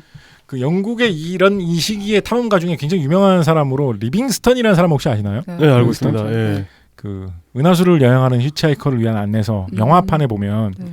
가장 무도회 같은데 남자 주인공 여자 주인공이 가는데 남자 주인공은 리빙스턴으로 변장을 하고 여자 주인공은 찰스 다윈으로 다윈. 변장을 하고 만나고 뭐 이렇게 네. 하는 그런 장면이 나오는데 조금이라도 중요한 점을 말씀드리면 중요한 점을 네. 말씀드리면 리빙스턴이 그렇게 탐험가로서 특히 아프리카 탐험가로서 영국인들 사이에 굉장히 지금까지도 아프리카 네. 탐험 네, 네. 탐험하면 리빙스턴으로 남아 있는 인물이다. 네. 그런 인물인데 오늘 지금 얘기할 인물은 리빙스턴이 아니고 헨리 스탠리인데 네. 헨리 스탠리는 뭘로 유명하냐면 네. 리빙스턴이 아프리카에서 실종된 적이 있어요. 오. 근데 그때 아프리카로 가가지고 리빙스턴을 구출해온 아. 사건으로 굉장히 유명한 인물입니다. 네. 이 정도면 유명해질만 하겠죠. 그렇죠. 네, 영웅의 네. 영웅이네요. 그래서 굉장히 유명했습니다. 네. 그래서 이 사람이 나서가지고 1890년 7월에 이 사람이 크림 전쟁의 옛 그런 참전 용사들을 돕기 위한 모금회를 해야 되겠는데 뭔가 좋은 아이디어가 없을까 이런 생각을 많이 하던 중에 이 사람이 모험가니까 신기술 이런 데 되게 관심이 많았거든요. 약간 요즘에 그 저기 뭐죠? 실리콘밸리에서 돈 많이 번 사람들이 약간 그렇죠. 이런저런 네. 이상한 네, 거에 네, 많이 네. 도전하는 그 비슷한 네. 느낌으로 네. 이분은 약간 선우가 바뀐 느낌이긴 하지만 네. 그래서 이 사람이 미국에서는 녹음이라는 기술이 개발이 됐대라는 걸 알고 있었던 거예요. 영국에도 이제 조금씩 도입되고 있었던 시기였거든요. 그래서 네네. 나이팅게일을 크림 전쟁하면 나이팅게일 아니야 그래가지고 나이팅게일 이때 노인이었지만 칠수 노인이었지만 나이팅게일한테 녹음을 목소리로 녹음 좀 해주십시오라는 거를 녹음을 해가지고 사람들한테 들려주면 진짜 화제가 되지 않겠냐라는 생각을 하거든요. 네. 그래서 나이팅게일의 녹음을 땁니다. 그리고 이 녹음이 지금도 남아 있어요. 나이팅게일 목소리가 남아 있군요. 이거 유튜브로 찾아보시면 아무나 다 들으실 수 있어요. 아무나 다. 음질 안 좋습니다. 음질 안 좋은데 다 들을 수 있어요. 그리고 나이팅게일이 좀 노인일 실순일 때라 가지고 말도 더듬더듬 하십니다. 네. 그렇지만 이 녹음 누구나 다 보실 수 있어요. 이런 거 너무 멋진 그러게요. 것 같아요. 네. 이게 진짜 이 시기가 진짜 스팀펑크 시대인 것 같아요. 그러니까 막 그러니까. 되게 옛날 같은데 사진도 맞아요. 찍히고 녹음도 되고. 우리나라 네. 기록은 뭐 80년대 기록 이런 것도 찾으면 뻔히 있을 그렇죠. 법한데 없는 게 많아요. 네. 막 70년대에 대유행했던 영화라고 하는데 다시 한번 찾아보려고 그러면 자료가 없죠. 영화 필름이 네. 소실돼갖고 없고 막 네. 이렇게 많거든요. 그렇죠. 네. 나이팅게일 목소리는 지금 유튜브에 올라가 있어. 그거 아무나 다 들을 수 있어요 지금. 이런 거 진짜 보존하자 뭐 이런 생각도 하게 되는데 하여튼 이게 주제는 진짜 지금 너무 상관없는 이야기를 많이 했는데 주제는 뭐냐면 하고 싶었던 이야기는 뭐냐면 이 나이팅게일 육성 녹음을 들어보면 나이팅게일이 그 모금을 합시다라는 이야기를 하면서 당시에 가장 치열한 격전지였던 곳이 발라클라바라는 곳이었습니다. 발라클라바? 네, 발라클라바에서 전투가 크게 벌어져가지고 그러니까 영국군의 손실이 굉장히 큰 전투가 한번 벌어졌었어요. 그래서 사상자가 굉장히 많이 발생했던 적이 있었는데 그래서 나이팅게일이 발라클라바하고 스코타리를 왔다 갔다 하면서 막 환자들 돌보고 막 이랬거든요. 일을 하고 그랬었는데 이 나이팅게일 육성 녹음에서 뭐라고 하냐면 발라클라바의 옛 동지들을 도와주십시오라고 말합니다. 동지라고 쓴 영어 단어는 콤라드? 네. 네. 그 단어를 사용해서 말합니다. 그러니까 자기 병사들하고 자기를 동지라고 생각한 거예요. 전우라고 생각한 거예요. 칠순이 돼서까지도. 네. 뭐 그 작가가 옆에서 멋있는 말 쓰라고 골라준 거일 수도 있겠지만 1890년대 1890년대니까 뭐 요즘 콤레드 이런 단어 유행인 것 같아. 작가가 불러줬을 수도 있겠지만 뭐 그래도 뭐 굳이 그럴 수도 있겠지만 그렇게 읽었다는 것만 해도 아니 좋게 얘기해서 그런 식으로 막 육성 녹음을 남겼던 것을 보면 병사들에게도 나이팅게일이 정말로 헌신하면서 가깝게 여겼고 병사들도 나이팅게일을 정말 영웅으로 숭배하면서 따랐고 그러면서 수많은 병사들을 구해냈던 그런 현장이 좀 감격스럽게 당시에 있었다. 영국 국민들한테 언론을 타고 그게 실시간은 아니죠. 한 하루 이틀 사이로 전해지면서 굉장한 충격을 주면서 나이팅게일의 명망이 더욱더 높아져 갔다. 이렇게 말씀드려볼 수 있겠습니다. 네. 우리 간간히 그 방송하면서 그런 얘기 하잖아요. 이 업적은 이분이 아니었으면 못 이뤘을까요? 이런 얘기들을 이제 간간히 하면 뭐 그렇다니다 이렇게 얘기를 하곤 했는데 이런 업적이야말로 정말 말하자면 좋은 집안의 젊은 여성이 어떤 추진력과 행정력을 가진 요 상황에서만 가능할 것 같은 좀 그런 느낌이 있는 거죠. 그러네요. 오히려 이 시기에 나이팅게일이 이렇게 열심히 일을 하다가 과로로 병들어서 한번 쓰러집니다. 이때 당시에 사람들은 나이팅게일이 크림 열병에 걸려서 쓰러졌다라고들 많이 이야기해요. 당시에 그 크림 전쟁 당시에 돌던 독특한 전염병 중에서 열이 많이 나는 병으로 크림 열병이라고 하는 병이 있었는데 나이팅게일이 거기에 걸려서 쓰러졌다라고 당시의 기록을 보면 많이 볼 수가 있는데 지금 우리가 크림 열병이라고 하면 현대에는 요즘에는 크림 콩고 열병이라고 하는 크림 콩고 출혈열?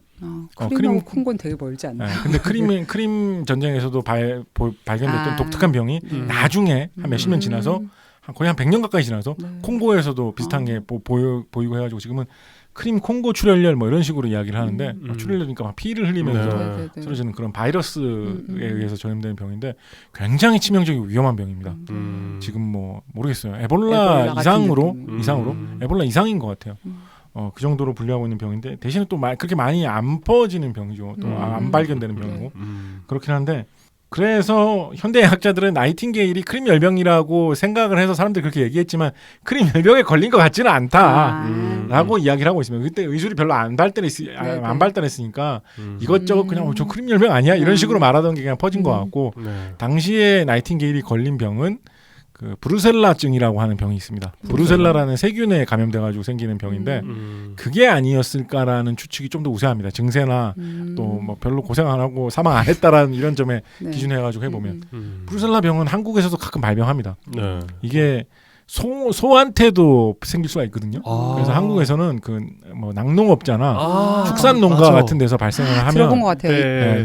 그 농민들한테 걸리는 이런 식으로 가끔 발생하기도 하는데 조류독감 전에는 인수 공통 전염병으로 되게 제일 많이 말했던 게 이건 것 같아요. 뭐 천연두 뭐 이런 거 좀 얘기됐었던 것 같고 그것도 소하고 상관없죠. 근데 이제 영국에서는 그 유제품을 많이 먹잖아요. 한국보다 훨씬 더 우유도 많이 먹고 그러다 보니까 브루셀라증이 걸리는 확률이 한국인들보다 훨씬 높거든요. 비슷하게 살면. 그래서 아마 그런 것에 걸리지 않았을까라고 추정을 하는데 하여튼 뭐가 걸렸든지 간에 굉장히 많이 고생을 하고 이때 이 후유증으로 평생 회복을 못하는 면이 있습니다.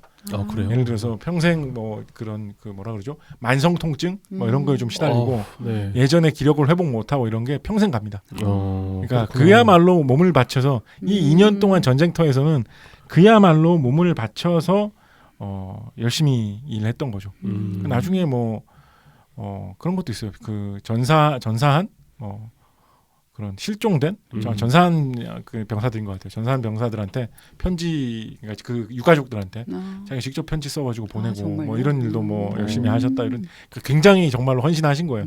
이 2년 동안은 그리고 그만큼의 어떤 그 인정 그리고 강인한 어떤 큰 성과도 보여주셨고. 그 말씀하셨던 이분이 이 전쟁터에서 했던 일 중에 그 한 가지만 해도 예를 들어 뭐 청소, 아니면 편지 쓰기, 아니면 뭐 야간 불침번 이런 거 한 가지만 해도 너무 힘들 것 같거든요. 근데 이걸 나이팅게일의 업적을 높이 사시는 분은 어떤 부분도 또 크게 평가를 하냐면 나이팅게일이 이렇게 그 체계적으로 환자들을 정리를 했잖아요.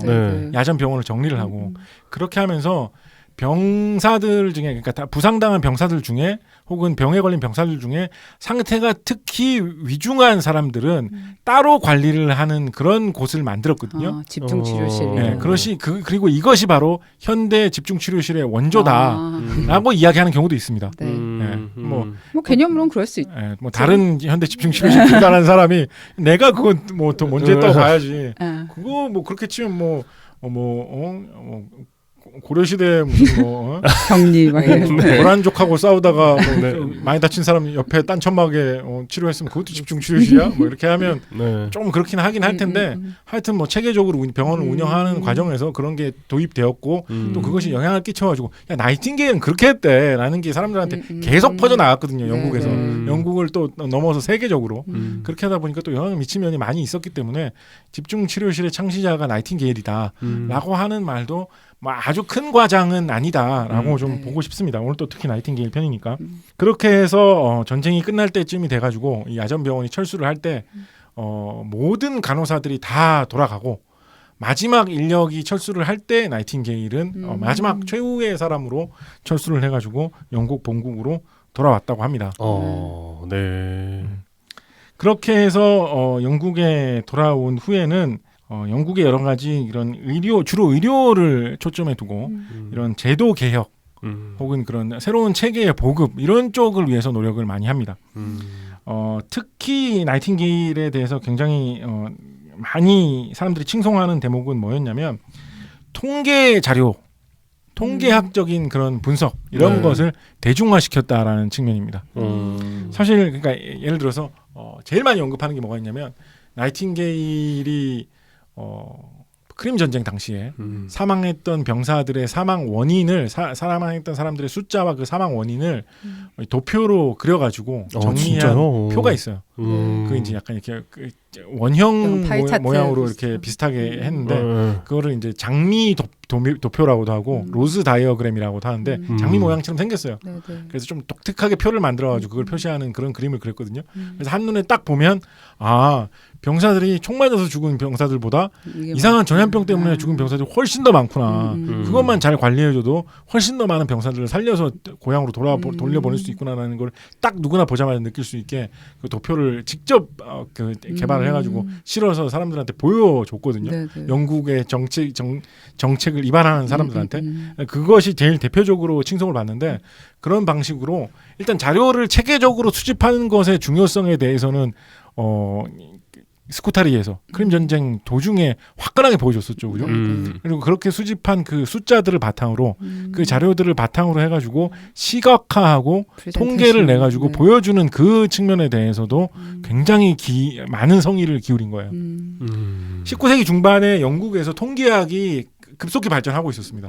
산업혁명과 그 자본주의와 민주주의가 동시에 발전하면서 뭔가 숫자로 관리를 하고 자료로 경영을 하고 이런 것들이 막 유행을 하면서 통계학자들이 굉장히 그런 쪽에 관심을 많이 갖게 되고 통계학이 아주 급격하게 발전을 하게 되거든요. 19세기에. 그런 거를 어떤 좋은 그림이나 도면으로 그리면 사람들한테 잘 표현해 줄 수 있다라는 생각을 가진 학자들이 많이 출연하고 있었습니다. 그러니까 나이팅게일이 그런 거를 스스로 그런 걸 개발하는 사람은 아니에요. 그런데 이것도 또 나이팅게일의 그런 상황 하에서만 벌어질 수 있는 일인 것 같은데 1856년에 가을에 어느 저녁에 만찬회에서 아름다운 음악이 들리는 그런 파티의 사교장이었겠죠. 거기서 윌리엄 파르라는 통계학자를 만나요. 근데 이 통계학자가 뭐를 원래 생업으로 하던 사람이었냐면 의사를 생업으로 하던 사람이었어요. 나이팅게일하고 말이 너무 잘 통하는 거예요. 너무 잘 통하는 거예요. 네, 그러겠네요. 더군다나 나이팅게일은 이미 어떤 영웅 같은 그런 지위에 이미 올라와 있었거든요. 그러니까 이 사람이 아마 만나뵙게 돼서 영광입니다라고 하면서 나이팅게일한테 먼저 인사를 했을 것 같아요. 제 생각에. 이야기를 하다 보니까 너무 말이 잘 통하는 거예요. 그리고 이 사람을 통해서 통계학이란 이런 기법에 여러 가지 재밌는 것들이 있고 여러 가지 그런 도표와 그래프 같은 거를 잘 그리면 사람들한테 굉장히 강렬하게 시각적으로 어떤 일이 벌어지고 있다. 어떤 정책이 더 좋다라는 걸 설명할 수 있는 수단이 되겠구나라는 걸 느낍니다. 그리고 나이팅게일이 원래부터 수학 이런 거 좋아했다고 했잖아요. 그리고 그런 숫자를 잘 보고 판단을 해서 정책을 어떻게 정하느냐에 따라서 수천 명이 살 수도 있고 수천 명이 죽을 수도 있다라는 걸 온몸으로 느꼈던 사람이란 말이에요. 그래서 그거의 중요성에 푹 빠지게 됩니다. 그래서 통계학이라든가 또 통계학을 이용해서 시각화하는 문제 이런 쪽이 아주 깊이 빠지게 돼요. 그리고 그거를 이용을 해서 정책 입안자들한테 보여주는 일 이런 것도 다양하게 노력을 하게 됩니다. 네. 나이팅게일이 그렇게 하다 보니까 이 영국인들의 영웅이란 말이에요. 나이팅게일이. 네. 그래서 아마 그런 영웅으로서의 명성도 작용한 것 같아요. 나중에는 통계학회, 영국의 런던 통계학회, 지금 왕립통계학회라고 하는데 통계학회 회원이 돼요. 오. 나이팅게일이. 네. 그러니까 나이팅게일이 공식적으로 통계학자인 거예요, 사실. 네. 학교 한 번도 안 다녔지만 네. 간호 훈련을 한번 받은 거예요. 학교 한 번도 아니고 통계학자인 거예요. 통계학자로서 새로운 통계 기법을 고안한다, 통계학을 학문적으로 발전시킨다라는 측면에서의 공헌은 뭐 거의 없다, 혹은 아주 적다라고 네. 할 수 있을지는 몰라도 그것을 실제로 유용하다라고 대중화시키는 데는 굉장히 거대한 공을 세운 분입니다. 네. 실제로 그걸 들고 가가지고 자기 친구인 정치인들한테 네. 보여주면서 설득을 시키니까. 그게 이런 거를 바탕으로 정책을 만들어야 된다라는 걸 보여준 거예요. 사실은 좀 너무 민감한 주제가 될 거기 때문에 될 거라서 구체적으로 말씀 안 드립니다만 사실은 우리나라의 정책이 결정되는 내용 중에서도 이거는 조직적으로 통계를 한번 내보고 숫자로 비교를 해가지고 도면을 딱 만들어 보면 어떤 정책으로 결정해야 될지 딱 보일 것 같은데 그거를 안 하고 그냥 이쪽 정책이 우리 편 정책이니까 네, 감에 의존하는 혹은 경우가 이쪽 있죠. 정책이 당연히 맞잖아 라는 식으로 결정되는 일들이 당장 우리가 직면하고 있는 중요한 정책 문제에 현재 대한민국에서도 그런 게 왕왕 보입니다. 네, 많죠. 네. 그런데 그런 것에 대해서 생각을 전혀 못하던 19세기 시기에 이런 걸로 정책 결정을 해야지 합리적인 판단이 될 수가 있다고.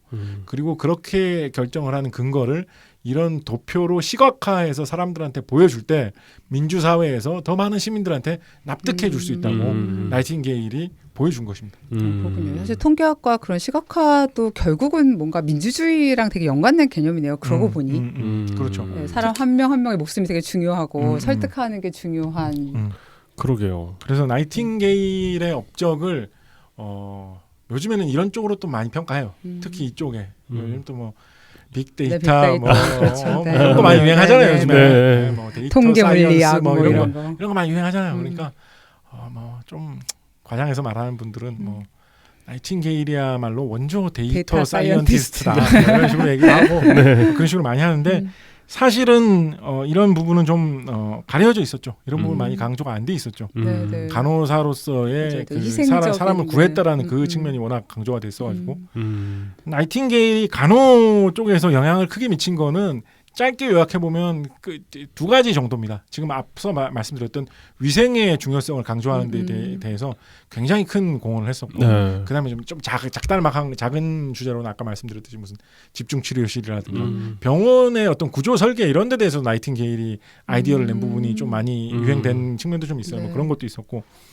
그렇지만 크게는 위생에 대한 강조를 하나를 볼 수 있었고 또 한 가지는 뭐 그 전문가로서의 전문 인력으로서의 전문가로서의 간호사상을 정립했다라는 식으로 요약을 해볼 수가 있는데 뭐 좀 쉽게 말해보자면 그 전까지는 뭐 간호사 그냥 대충 뭐 아무나 허드렛일 하는 사람이 간호사였던 거 아니야라는 인식을 완전히 바꿔놓은 인물입니다. 간호사라는 것도 체계적인 훈련을 받고 지식을 받은 전문가로서 활동해야 되는 사람이다.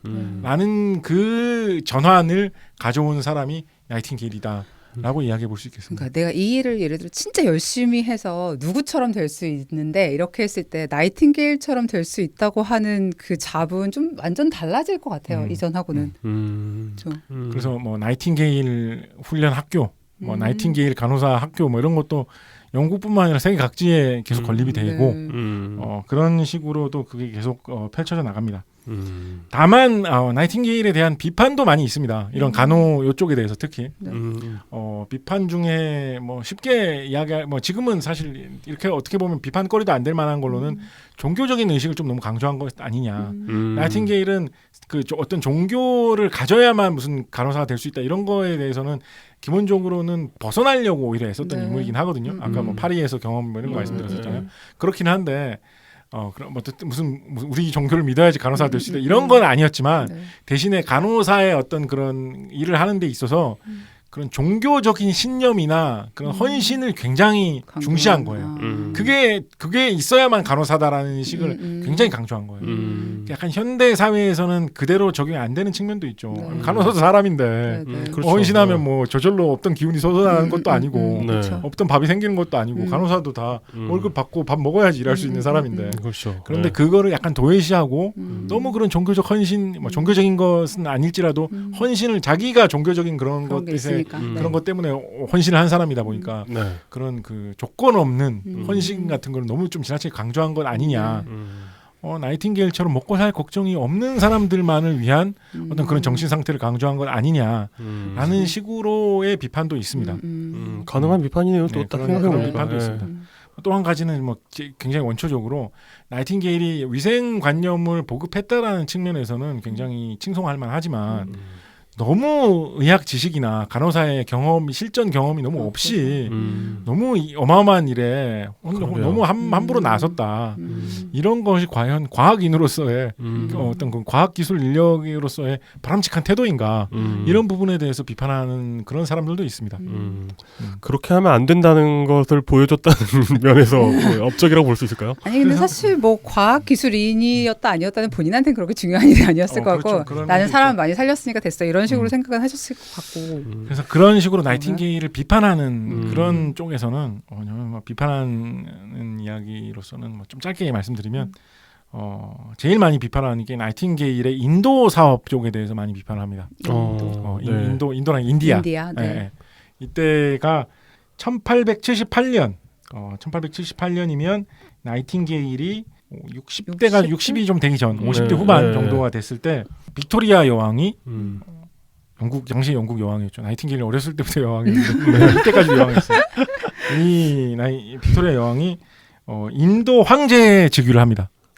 그렇죠. 네. 그래서 영국 여왕은 이때 처음 황제가 됐어요. 따지고 보면 네, 맞아요. 나라를 그렇게 크게 키웠는데도 네. 황제라고는 안 칭하고 있다가 네. 그러니까 이게 유럽 문화인 것 같기도 해요. 유럽 문화, 그러니까 나폴레옹 같은 사람이 조금 예외인 것 같은데 그렇죠. 네. 자기가 세다고 그냥 무조건 황제라고 하는 게 아니라 그렇죠. 이게 재밌죠. 어떤 네. 정통성 있는 뭐를 승계를 해야지 황제라고 할 수가 있는 거예요. 그 되게 많은 일을 했어도 황제 얘기했다 죽은 사람도 있고 막 그럴 때는 되게 옛날에 뭐 실제로 막 나폴레옹도 굳이 따지면 뭐 이렇게 교황의 어떤 예, 권위 이런 거 예, 빌려와가지고 예. 이제 뭐 그런 식으로 하는데 뭐 네. 타볼 그거 엠퍼러잖아요. 그러니까 되게 어떻게 로마하고 어떻게 뭐 어떻게 좀 연을 대가지고 황제를 해보는데 영국은 사실 유럽 황제 중에서는 되게 좀 이단하죠. 그러니까 인도 황제로서. 황제니까. 그게 이런 이야기하면 좀 또 새는 이야기인데 네. 이 빅토리아 여왕이 왜 황제가 되냐면 당시에 인도를 그 바로 전까지 지배하고 있었던 인도 무굴 제국의 네. 그 황제의 그 자리를 계승했다라고 해가지고 자기가 인도의 황제라고 하는 거거든요. 네. 근데 무굴 제국이 무슨 말이냐면 몽골 제국이라는 말에 인도식으로 바뀐 표현이에요. 맞아, 그렇죠. 네. 무굴이란 말이 네. 그게 이제 그 몽골 제국이 굉장히 강성했을 때 거기까지. 몽골 제국하면 뭐 짱 이런 식으로 다 통했던 네. 그 시기에 후광을 뒤엎고 흘러 들어온 사람이 인도에서 왕을 먹었을 때 나도 그 개성에서 나도 몽골이라고 할래라는 식으로 해가지고 무굴 제국이 되고 그게 영국 여왕의 황제관으로 넘어간 거거든요. 어떻게 보면 징기스칸의 그 그러네요. 관이 흘러 들어온 걸 머리에 쓴 거예요. 칸이네요, 칸. 칸. 빅토리아 칸. 그러면 이 이야기 나온 김에 네. 오늘 뭐 어차피 뭐 많이 길어지는 것 같으니 네. 쓸데없는 말씀 하나만 더 드리면 크림 전쟁 얘기했잖아요. 네. 그 지역이 크림 반도기 때문에 크림 전쟁이라고 하는 거거든요. 네. 근데 그 지역을 왜 크림 반도라고 하냐면 원래 그 지역을 크림 반도라고 안 불렀다라고 해요. 다른 이름이 더 쓰이고 있었는데 크림 반도라고 왜 부르게 됐냐면 몽골 제국이 굉장히 많이 성장을 했을 때 그 칭기스칸의 후계자 중에 바투라는 사람이 네. 거기까지 가가지고 킵차크 칸국이라는 나라를 하나를 세웁니다. 이 바투라는 사람이 쿠빌라이 칸의 그러니까 원나라 세조의 사촌인 사람이에요. 그러니까 따져보면 고려의 원종이 쿠빌라이 칸하고 사돈 관계가 되거든요. 그래서 고려 원종의 사돈의 사촌이 바투예요. 네. 그래서 고려사에도 이름이 나오는 사람입니다. 네. 발도라고 나옵니다. 고려사에 발도라고. 한자로. 그리고 킵차크 칸국은 흠찰 한국이라고 나옵니다. 네. 고려나 조선시대 역사에는. 음. 흠찰 한국의 발도가 세운 나라가 킵차크 한국이고 그중에 일부가 크림 반도가 거기 포함이 돼 있었는데 네. 크림 이런 지명은 그 몽골계 쪽 사람들이 좀 애용하던 지명이었다고 해요. 그래서 나중에 킵차크 한국이 망하거든요. 몽골이 또 생각하고 이렇게 하면서 크림 그러니까- 한국이 나오죠. 네, 네, 그래서 망한 다음에 뿔뿔이 흩어졌을 때 그 몽골 계통의 사람들이 크림 반도 그쪽에서만 나라를 하나 차려요. 그렇게 해가지고 생긴 나라가 이제 크림 한국이고 네. 그 후로 거기 지명이 이제 크림 반도로 아. 굳어지게 된 거거든요. 네. 뭐 쓸데없는 이야기인데 하여튼 그래서 몽골 제국의 네. 그런 위세가 여기저기로 다 이상하게 스며 있습니다. 네. 세계사를 보면 네. 빅토리아 여왕의 황제 자기도 뭐 특히 이상하게 이렇게 연관이 있고 네. 그 러시아 역사잖아요. 사실 그 그렇죠. 몽골계 국가들에 대한 어떤 그 억눌렸던 한과 바다를 향한 열정 이런 걸로 러시아 역사가 이루어지지 않습니까? 원래 하려는 이야기는 뭐냐면 네. 그래서 빅토리아 여왕이 영국의 인도의 황제 자기도 이렇게 막 황제 자리도 차지하고 네. 이런 시기가 되니까 사람들이 인도에 대해서 더욱 관심을 많이 갖게 된 거예요. 네. 나이팅게일은 자연히 인도에서의 그런 병자들에 대한 구휼 활동은 어떻게 되고 있을까에 관심을 많이 가졌던 거죠. 아, 네. 네. 그래서 살펴보니까 영국에 비해서 인도는 가난한 사람들이 더 많고 그런 체계적인 어떤 그 병자들에 대한 그런 구휼 활동이라든가 위생관념에 대한 보급이라든가 이런 거는 더 뒤처지고 있는 거예요. 그래서 나이팅게일이 그것을 대개혁을 해보겠다라고 마음을 먹고 그러니까 그 크림 전쟁 때처럼 아주 일선에 서서 막 뛴 것 같지는 않고 약간 이선에서 자료 조사를 하고 제안을 만들고 정책을 제시하는 선 정도로 굉장히 많이 노력을 했었던 것 같습니다. 아주 말년에 마지막 혼을 불사른다 약간 이런 태도로 네. 그래서 위생을 뭐 철저히 한다라든가 혹은 뭐 좀 더 가난한 사람들에게 그걸 구하기 위해서 먼저 많이 투자를 해야지 전염병들이 확산되는 거를 막을 수가 있고 그래야지 결국 한 사회를 구할 수가 있는 것이다. 사회 전체를 구할 수 있는 것이다. 이런 발상이 맞는 측면이 많아서 좋은 시도가 있었습니다. 그런데 나이팅게일의 비판자들은 원래 나이팅게일 비판하는 이야기를 짧게 하려다가 이렇게 세버렸는데 나이팅게일의 비판자들은 실제로 그 비판이 적중하는 면이 있고 맞고 뭐를 지적하냐면 나이팅게일은 그 콜레라가 유행하던 시기에 어떤 이론을 믿었었냐면 공기가 나빠지면 나쁜 공기 속에 있는 어떤 그런 악한 기운 네. 혹은 독기 내지는 나쁜 기체가 사람을 병들게 한다라는 이론을 믿었어요. 그런 어떤 세균이라든가 미생물 뭐 이런 것들이 전염병을 일으키는 게 아니라 공기가 더러워지면 거기에 있는 어떤 악한 기운이 사람을 병들게 한다라는 그런 이론을 믿었어요. 그때 당시에 또 많은 사람들이 믿던 이론이었거든요. 그럴 법해요. 그러니까 말라리아도 그냥 공기 때문에 걸리는 병인 줄 알았고 그런 생각 가질 만한 것 같아요. 네, 그래서 나이팅게일이 많이 믿었거든요. 네. 심지어 이거 좀 나이팅게일이 어두운 면이긴 한데 네. 그 시대에 그런 통계 이런 걸로 조사를 많이 하던 사람들이 그런 걸로 또 나이팅게일은 아니고 나이팅게일 친하게 지냈던 사람들 네. 중에 그거를 또 나름대로 이렇게 그림으로 그려서 증명하려고 했던 사람도 있어요. 네. 인과관계를 그렇게 그래프로 도표로 멋지게 그려보니까 그럴 법. 높은 곳에 사는 사람들일수록 콜레라에 잘 안 걸리고 낮은 곳에 사는 사람들일수록 콜레라에 잘 걸리는 거예요. 그럼 높은 곳엔 무엇이 있느냐? 좋은 공기다. 그렇게 해가지고 네. 나쁜 공기 이론이 콜레라를 일으키는 게 맞지 않느냐라고 믿었던 그런 나이팅게일하고 친한 통계학을 정책과 의학에 활용하려는 사람이 있었단 말이에요. 네, 요새 약간 코로나 상황에서 엘리베이터에서 버튼 같은 거 다 같이 쓰고 하면서 손으로 이제 많이 그게 되는데 같은 엘리베이터를 쓰면 공기로 전염된다는 얘기가 약간 돌아서 사람들이 패닉되고 이랬던 생각이 나네요. 그렇죠. 그러니까 그 높은 곳이 좀 더 하천의 상류라는 생각보다는 뭔가 높은 곳이 공기가 좋다라는 생각이 사실 하기 옆에서 편하니까. 더군다나 런던 같은 곳에서는 네. 하층민들 거주지가 다 물가나 네. 낮은 곳 쪽에 많이 있고 네. 상류층일수록 언덕배기 같은 곳이나 네. 건물의 높은 층이나 이런 곳에 있거든요. 네네. 그렇다 보니까 그 저기 뭐 반지하에서 영화에 나오는 것처럼 네. 그렇다 보니까 네네네. 그게 반영돼가지고 그런 그 소득의 차이와 거주 환경의 위생의 차이가 간접적으로 드러난 것에 불과한데 그것을 보고 높은 곳에서는 맑은 공기, 낮은 곳에는 더러운 공기, 그 나쁜 공기가 콜레라 이런 식으로 한 사람이 있었어요. 사실 요즘도 그런 식의 통계 오류 같은 거 되게 이렇게 많죠. 비일비재하잖아요. 비일비재하죠. 나이팅게일은 그 굳게 믿은 거예요. 그래서 나이팅게일은 환기를 굉장히 중요시했어요. 환기를.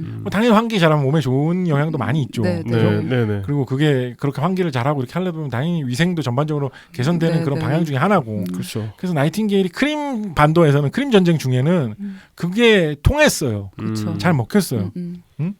근데 인도에서 이거를 그대로 적용을 하려고 한 거예요. 굉장히 고집스럽게. 네. 그래서 창문을 크게 달고 환기를 많이 시켜야 된다라고 강조를 한 거예요. 모기가 그러니까 인도의 학자들이 네. 인도가 얼마나 더운데 네. 여기서 창문을 크게 내면 환자들이 다 열을 못 견뎌가지고 정말 괴롭다. 그리고 환기를 자주 한다고 문을 자꾸 열면 모기가 끝도 없이 들어오는데 우리가 볼 때는 아무리 봐도 저 모기를 막아야지 병을 막을 수가 있지. 뭐 환기를 잘한다고 그거는 좀 다음 문제인 것 같다는 식으로 인도 현지에 있는 그 의료진들이 격렬히 반발합니다.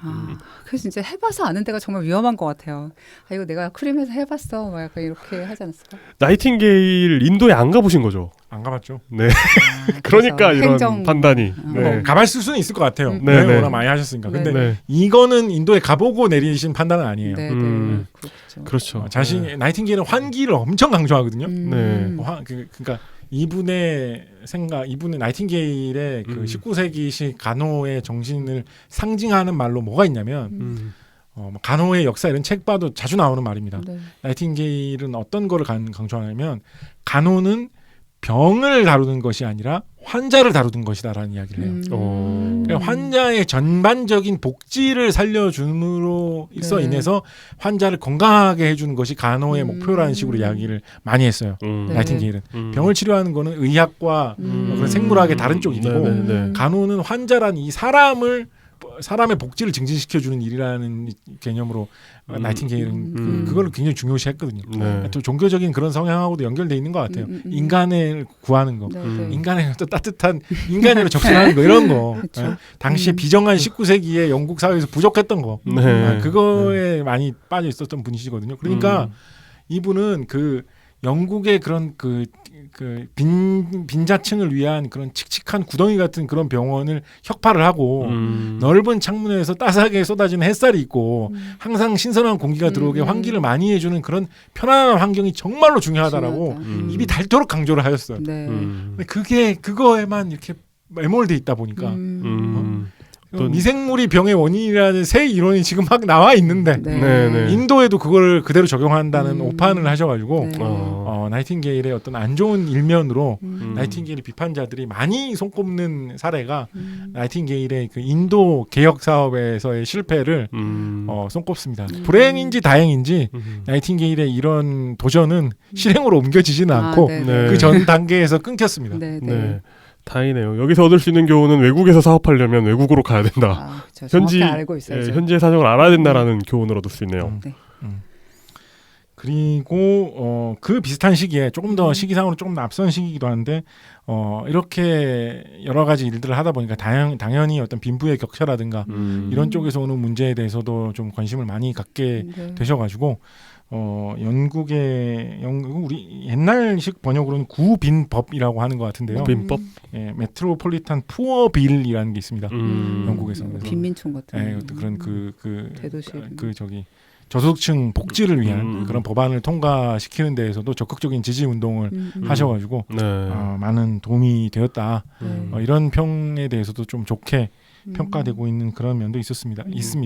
그 19세기 당시에 영국에서는 이 구빈원이라고 하죠. 옛날식 번역으로는 워크하우스라고 해가지고 가난한 사람들이나 국어를 하는 뭐 이런 사람들을 모아가지고 어떤 갱생원 같은 데다가 집어넣는데 그 시설이 말할 수 없이 열악하고 너무나 비인간적인 일들이 많이 발생을 해가지고 옛날 19세기 영국 소설 같은 거 보면 구빈원에 들어가면 죽음이다라고 생각하는 그런 가난한 사람들이 구빈원에 안 들어가기 위해서 막 도망다니고 막 피하고 막 이런 게 약간 그 액션 장면으로 막 묘사되고 있는 그런 것들도 좀 왕왕 나오거든요. 네. 구빈론이 되게 무서운 곳으로 나오는 게 많아요.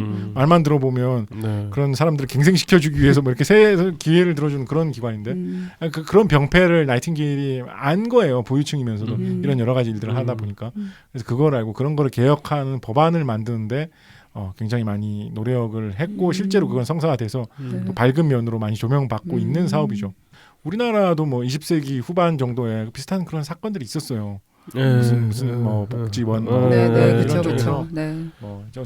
저기 소설로 인간 시장 뭐 이런 네, 소설이 그쵸. 소재도 되기도 했었고 그 사실 뭐 100년 앞서서 나이팅게일 시절에 이미 영국에서 한번 그렇게 했던 건데 그게 또 반복되었다라는 거는 또 좀 역사의 교훈을 우리가 잘 모르고 넘어왔던 네. 대가가 아닌가 뭐 그런 생각도 듭니다.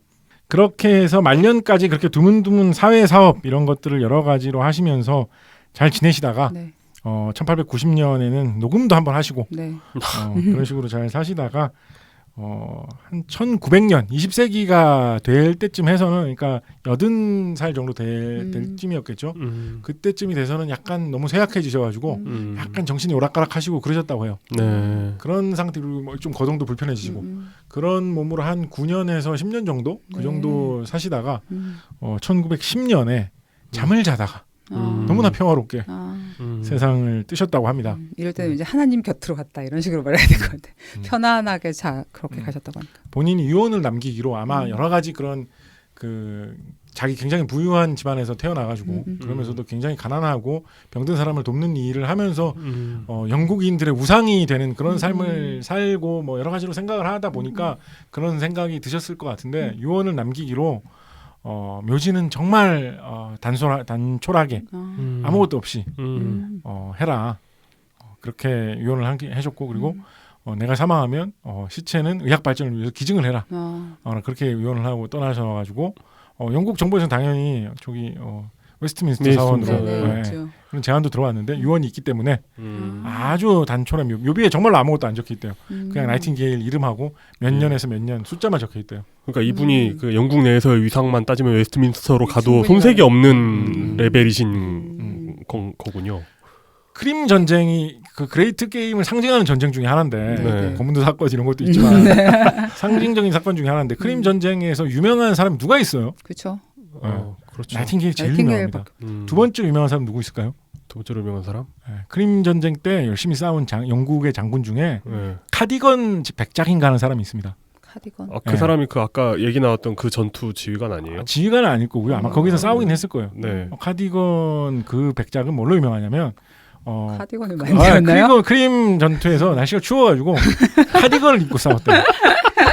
그래서 그 옷을 카디건이라고 부르기 시작한 거예요. 거구나. 우리나라에서는 뭐 가디건 뭐 이런 식으로 부르는데 카디건이 맞구나. 전 가디건이 맞는 줄 알았어요. 지금까지. 카디건이 맞기는. 카디건 백작에서 모르겠어요. 카디건 백작한테 물어보면 우리 집안에서는 가디건이라고 할지도 모르겠는데 네. 그분이 아마 그래서 크림 전쟁에서 두 번째로 유명하신 분이 아닐까. 너무 1위하고 너무 격차가 크네요. 네. 옷 이름으로 사실 알고 있기 때문에. 모르겠어요. 뭐 발음하는 횟수로 따지면 나이팅게일보다 더 많이 발음할 수도 있지 않을까. 그렇죠. 네, 네. 네. 동대문 가보십시오. 그래서 나이팅게일이 그 정도로 하나의 어떤 큰 전쟁을 상징하는 인물이니까 당연히 웨스트민스터로 갈 만도 했는데 굉장히 소박한 묘지에 소박한 묘비에 묻히졌고 시체는 의학 발전을 위해서 기증하라 실험을 한번 하고 묻어달라 라는 식으로 유언을 하셨는데 그거는 뭐 유언은 집행은 안 한 것으로 그 부분은 저는 그런 유언 남기시는 그 위인들이 많이 계시잖아요. 네네. 보통 그런 분들은 또 그 유행 그 부분을 이행 안 하는 경우도 많더라고요. 그건 약간 안 되는 거 아니에요? 그러면 고인의 뜻을 따라야 되는 거 아니에요? 모르겠어요. 저도 그런 생각을 좀 왕왕해요. 내가 약간 난 물론 그렇게 훌륭한 사람은 안 되겠지만 뭐 해달라고 했는데 그거 안 해주면 약간 짜증은 날 것 같아. 안다면 모르겠지만. 도산 안창호 선생인가 뭐 어느 분도 독립투사 중에 한 분도 참 그분이신 것 같다. 단재 신채호 선생. 신채호 선생이 세상을 뜨면서 내 시체는 의학 발전을 위해서 기증해달라 뭐 이런 식으로 얘기했는데 기증 안 하고 그냥 묻은 것으로 뭐 이런 식으로 하는데 그것이 과연 정말로 그 돌아가신 분의 존중하는 길인가 존중하는 것인가라는 생각은 좀 해봅니다. 괜히 나이팅게일 편을 맞이하여. 네, 그래서 이렇게 해서 지금 저희가 90 오래 사셨으니까 어쩔 수 없죠. 저희가 지금 3시간을 넘고 있는데 그래도 소설 같은 순간은 얘기를 해야 되겠죠. 네. 네, 소설 같은 순간. 나이팅게일의 소설 같은 순간 뭘 해보면 좋을까요? 좀 실없는 걸로 해볼까요? 조금이라도 의미 있는 걸로 해볼까요? 둘 다 해보시죠 뭐. 이렇게 됐는데요, 뭐. 네. 실없는 거부터 네. 정말 실없습니다. 네. 크림 전쟁을 다룬 영화가 뭐가 있을까요? 크림 전쟁? 뭔가 기억날 뭔가 것 봤던 것 같은데? 같은데? 크림 전쟁을 뭐였을까? 다룬 영화 의외로 없어요. 아 그래요? 그런가요? 예. 나이팅게일의 삶도 좀 극적일 법도 한데 의외로 영화화된 건 잘 없더라고요. 그렇구나. 그래요? 크림 전쟁을 다룬 영화 중에서 많은 분들이 보셨을 만한 게 사실 없고 네. 간접적으로라도 크림 전쟁을 좀 다루는 영화라고 하면 뭐가 있냐면 70년대 후반에 나온 촌 코넬이 나온 영화 중에 대열차 강도라는 영화가 있습니다. 네네. 네, 대열차 강도. 그게 어떻게? 크림 전쟁이 나올 수가 있. 왜냐하면 대열차 강도니까 열차를 열차. 털는 게 목표일 거 아니에요. 네네. 촌 코넬이가 열차를 털거든요. 네. 그 어떤 열차를 터냐면 영국에서 군자금을 크림 반도로 보내기 위해서 기차에 실은 황금을 숀 코네리가 탈취하는 내용입니다. 오. 너무 나쁜 짓이잖아요. 그걸 수건 사야 되는데. 정말로 그렇겠죠. 네. 맞아요. 네. 영국군이 군수 물자로 활용하려던 그런 금인데 그거를 숀 코네리가 습격을 해가지고 터는 게 영화의 내용입니다. 아 그렇구나. 그 러시아의 사주를 받았나요? 그런 내용은 안 나오는데요. 네. 그런 내용 안 나오는데 금이 좋아서. 그 영화가 각본도 그럴 것 같고 각본도 그 양반이 쓰셨을 것 같고 감독하신 양반이 마이클 크라이튼이거든요. 아 진짜요? 마이클 크라이튼 아시나요? 아 그럼요. 뭘로 유명하죠? 쥐랄공원. 소설가. 네네. 네. 근데 이 양반이 SF 이런 쪽 소설도 많이 쓰셨지만 아 맞다. 영화 감독도 좀 하셨어요. 그렇구나. 맞아. 그거 뭐지? 그거 뭐야? 그 웨스트월드. 맞아요. 옛날 거 네, 영화. 우리나라에서 율브리 나오는 거. 율브리 나오는 거. 이색지대. 네. 이색지대 감독도 맡으셨고 네. 안드로메다 스트레인이라고 외계 무슨 미생물 이런 게 미국에 떨어져가지고 네. 사람들 막 이상하게 고통받고 있는 뭐 그런 영화가 있어요. 거기 막 격리 조치 막 되게 삼엄하게 하는 거 이런 거 막 22분 동안 보여주고 그래가지고 지루하고 그런 거 나온 영화인데 그 영화 되게 재밌고 유명한데 그거 또 원작하고 감독하고 아마 같이 하셨을 거예요. 마이클 크라이튼이. 마이클 크라이튼이 여러 영화에서도 감독도 좀 맡으셨는데 마이클 크라이튼이 감독한 거의 유일한 아마 사극일 겁니다. 대열차 강도가. 네. 그래서 이 영화를 보면 그 러시아와 열심히 싸우겠다라든가 영국 국민의 일치 단결된 모습 이런 게 전혀 안 나오고 영국의 어떤 그 빈자와 부유한 사람의 어떤 그런 격차 뭐 그런 게 전혀 주제는 아니고요. 네. 그런 배경 속에서 숀 코넬리가 어떻게 사기치느냐 이런 게 주제인데 그렇죠. 뭐 왜냐면 그 금이 약간 부당한 금이어야 숀 코넬리가 약간이라도 덜 나빠 보이잖아요. 그렇죠. 수건 사러 가는 돈인데 훔쳤다고 전쟁이라는 너무하니까. 것이 좀 부질없는 짓이라는 듯한 이런 네. 배경. 그 금 중에서 수건 사는데 뭐 얼마나 쓰겠습니까? 다 무기 사겠죠. 그래서 뭐 그런 영화의 배경으로 잠깐. 네. 자 이제 실없는 조금이라도 도움이 되는 정보는 뭐죠? 네, 도움이 되는 이야기. 네. 도움이 되는 이야기. 간호사들의 교육 과정에서 어떤 일정한 수준을 넘어가는 시점에서 나이팅게일 선서라는 걸 합니다. 간호사들은. 네네. 네. 뭐 좋은 이야기는 아닙니다만 가끔 나이팅게일 선서를 하기 전에 너무 혹독하게 후배들한테 뭘 시킨다 이래가지고 우리나라에서는 좀 문제가 된 적도 있습니다. 뭐 요즘 사라졌을 거라고 믿고 싶어요. 뭐 나이팅게일 선서는 정말 잘해야 되니까 뭐 한 글자도 틀리지 말도 완전히 암송을 해야 되고 찌르면 나오도록 누구나 다 연말을 해야 되고 그 전까지는 뭐 두 발도 어떻게 잘 정리를 해야 되고 그 전 일주일 동안 뭐 옷도 어떻게 입어야 막 이런 거 너무 심하게 한다 그래가지고 문제시된 적 있다 뭐 이런 기사 과거에 본 적 있는데 뭐 지금은 그런 게 없어졌을 거라고 좀 믿고 싶고 그런 게 있습니다. 나이팅게일 선서라는 게. 네네. 오늘의 소설 같은 순간은 뭐냐면 너무 지나치게 소설 같은데 왜냐하면 좀 소설스러워서 나이팅게일 선서는 나이팅게일이 쓴 것이 아닙니다. 아 그렇군요. 예. 심지어 영국 사람들이 쓴 것도 아닙니다. 그래요? 진짜요? 영국 사람이 쓴 것도 아니에요? 예. 미국의 간호사와 오. 미국의 그 간호사들을 훈련시키는 교수들이 1893년에 나이팅게일이 좀 노년에 접어들어가지고 별로 활동을 안 하실 시기죠. 이 시기에 약간 그 의사들은 뭐 히포크라테스 선서 이런 거 하잖아. 우리도 만들자. 좋은 이거 다짐을 다지고 이런 기회로 좋은 것 같다라고 하면서 선서를 하나를 만들고 그거의 이름을 나이팅게일 선서라고 붙입니다. 아마 나이팅게일의 그런 정신적인 측면은 많이 반영을 했기 때문에 그런 이름을 붙였겠죠. 그래서 나이팅게일 선서는 나이팅게일이 쓴 것은 아니다. 영국에서 나온 것도 아니다. 라는 점을 말씀을 드립니다. 아, 네. 잠깐만. 지금 오늘 저희가 조경철 편을 얼마나 했었죠? 오늘 지금 3시간 반인가? 3시간 뭐 반 그랬었죠. 지금 네, 우리가 저기 언젠가는 넘어서야 할 선으로 항상 마음속에 품고 있는 것이 네. 닐스 보호 편이었죠.